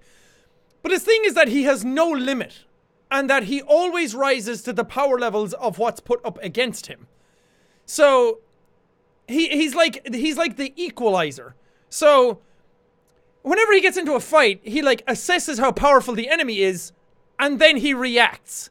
He never shows off his full power because he doesn't have a full power. His full power would literally destroy existence if something ever came up that allowed him to do that. Have you ever noticed that whenever he gets into a fight, he like, certain things attack him, unless it's like super weak stuff, but certain things attack him, and then he's like sussing out the power level, and then he's like, okay, well I could defeat that with this amount of power, I think, and then he one punches, and then they're dead. And then it's like, oh, well that's boring, they died from that. So if you put One Punch Man, if you put Saitama up against Goku, then he's just like, he gets Goku's strongest punch, doesn't die, because he can't, and then he's just like, oh, that's how powerful you are. And then just punches back and kills. Because that's what he does. And I know everyone out there is going to be like super huge Goku fans. I am as well. But you can't put him up against anything. Superman versus Goku. That's an arguable thing. But you can't put Saitama up against anybody. Because it's like, that's his thing. He goes up against someone, figures out the power, and it's like, oh, well I can kill you because that's what I do. And that's like where that show and that manga and everything is kind of leading, is like, he gets strong, defeats someone who's supposed to be very strong, and then word gets around and it's a self-fulfilling prophecy. It's just a cycle that keeps on going, because then it's like, the bad guys who are stronger are like, oh, finally I found someone who's that strong.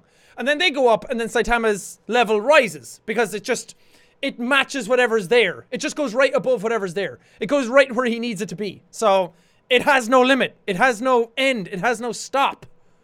If something came up that was about to destroy the universe, he could probably punch a big bang black hole supernova thing out of existence.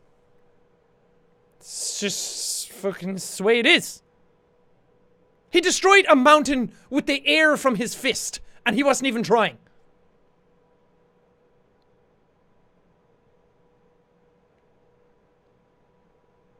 Plus, Saitama's a joke character. He's not supposed to be defeated. Because the idea of that show is that he's the equalizer, while everyone else does the stereotypical anime thing. Or manga thing, whatever. So, I mean, unless he's been defeated in the manga and it's like retconned a bunch of shit, that's the whole point of Saitama.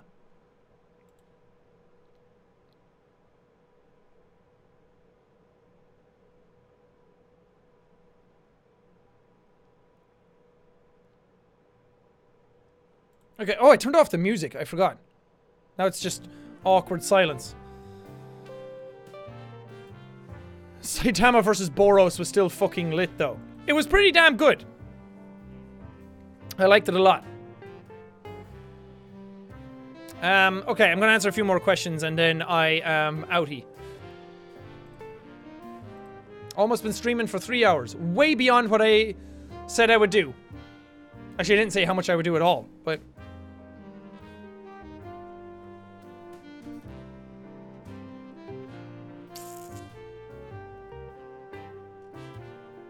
I'm trying to find questions that I haven't been asked yet or haven't talked about or anything like that. Or at least end on stuff that's, you know.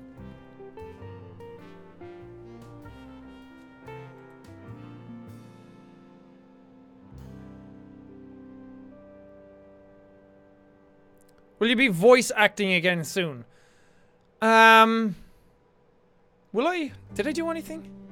Oh yeah, I did something recently that I don't know when that's going to come out. It's going to be on somebody else's channel. So, I'll likely be tweeting that out or whatever whenever that goes up. So, look forward to that. But other than that, I haven't had anything planned. But I would love to. Jack, do you watch Studio Ghibli movies? If so, what is your favorite? Love you a lot and thanks for always being there for us. Thank you. Thank you for being here for me as well. I appreciate it. My favorite Ghibli movie is Mononoke. I watched Totoro first. Actually, no, I didn't watch Totoro first out of all of them. I watched Howl's Moving Castle, because that was Cena's favorite one. And I had never watched a Ghibli movie, so that was my introduction. Really liked that movie, but it's not my favorite. And then I watched Totoro, and then I watched Mononoke. Or was it the other way around? I can't remember. Anyway, I like Mononoke the most. Mainly because it's kind of a Lord of the Ringsy kind of story. And because it was a bit more violent than the other ones, which I liked. I liked that it was kind of a shocker that people's arms came off or heads came off, and I just like the story a lot more. It feels like a super huge grand adventure.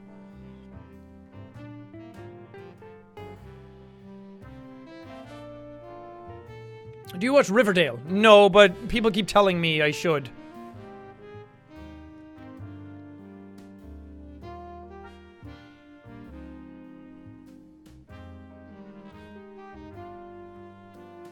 Specs on the new PC. Oh, that's a good idea.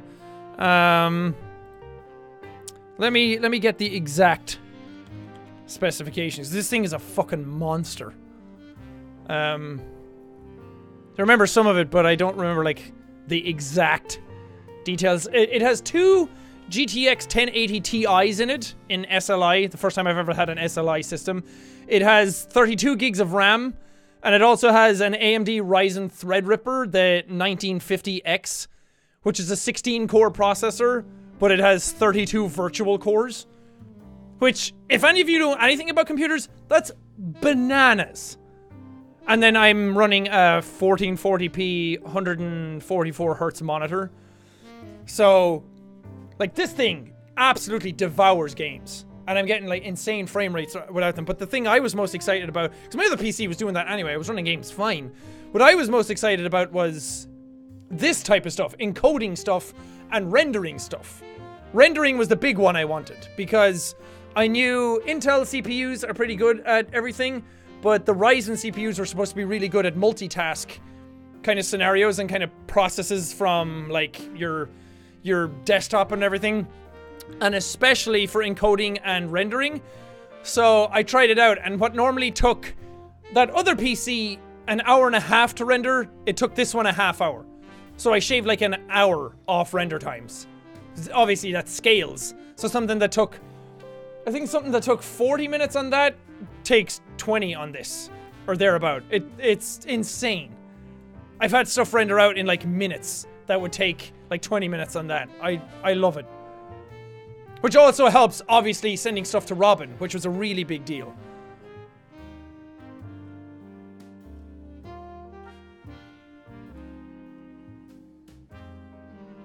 Do you know Hamilton? I still haven't watched it, guys. I still haven't listened to any of the music.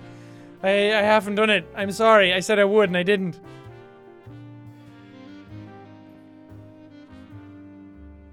How was it doing, Sean, in Bendy and the Ink Machine? That was really fun. Those guys were really nice about it. And I was really glad that I got to be part of it. I feel bad, though, because I said I didn't really like the third chapter. And I had a lot of harsh criticisms about it. Which, like, I'm always going to be honest about how I feel about games. But that, especially games that I know can do better and have done better. So, I was a bit harsher on that. but the guys who make the game are so lovely that I felt bad about doing that. So I hope they don't have any like hard feelings over that.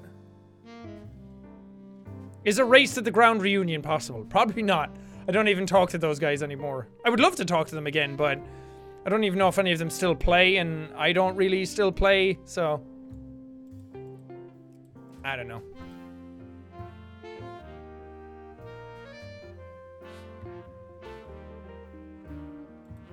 The hashtag is trending. What? Oh, those are trends for you. It's not trending in general. That kind of freaked me out. I was like, why? I mean, still really cool. But it's more of a thing of like, a lot of people you follow and following me and everything, we're all tweeting it out, so that's why it's trending for you. But I am going to end this here, I think. This was really fun. I streamed for 3 hours. Thank you for being here. Well, it's 3 hours in 2, 1, 3 hours! We made it! We made it, everybody. We did it. But seriously though, this was really fun. I'm glad I did this. It's been a while since I had one of these chill live streams where I just kind of sat down and talked and went over some stuff and got to answer a bunch of questions that people have been kind of wondering about. I know I just kind of went off in tangents half the time, but it's nice to... Because when I record my videos, I don't get to talk about current events.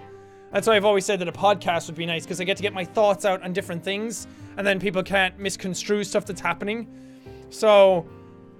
It's nice to have these, and it's nice to reconnect with the audience. It's nice to reconnect with you guys. It's nice to just still be part of the channel and interact with it and not just do a live stream of a game again, because I have to concentrate on the game sometimes.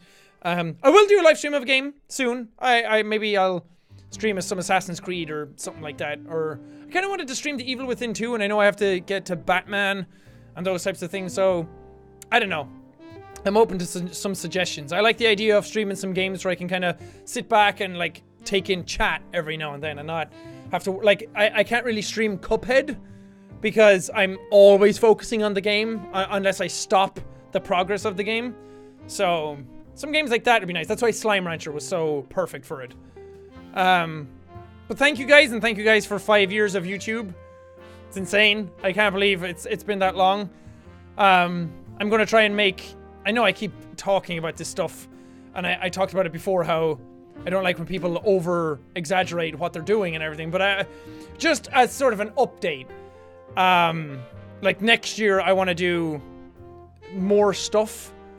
I have a lot of stuff in the pipeline that I've been trying to do for ages, and it's just a pain in the ass how long it's taking, and it's hard for me to find the time to sit down and focus on it.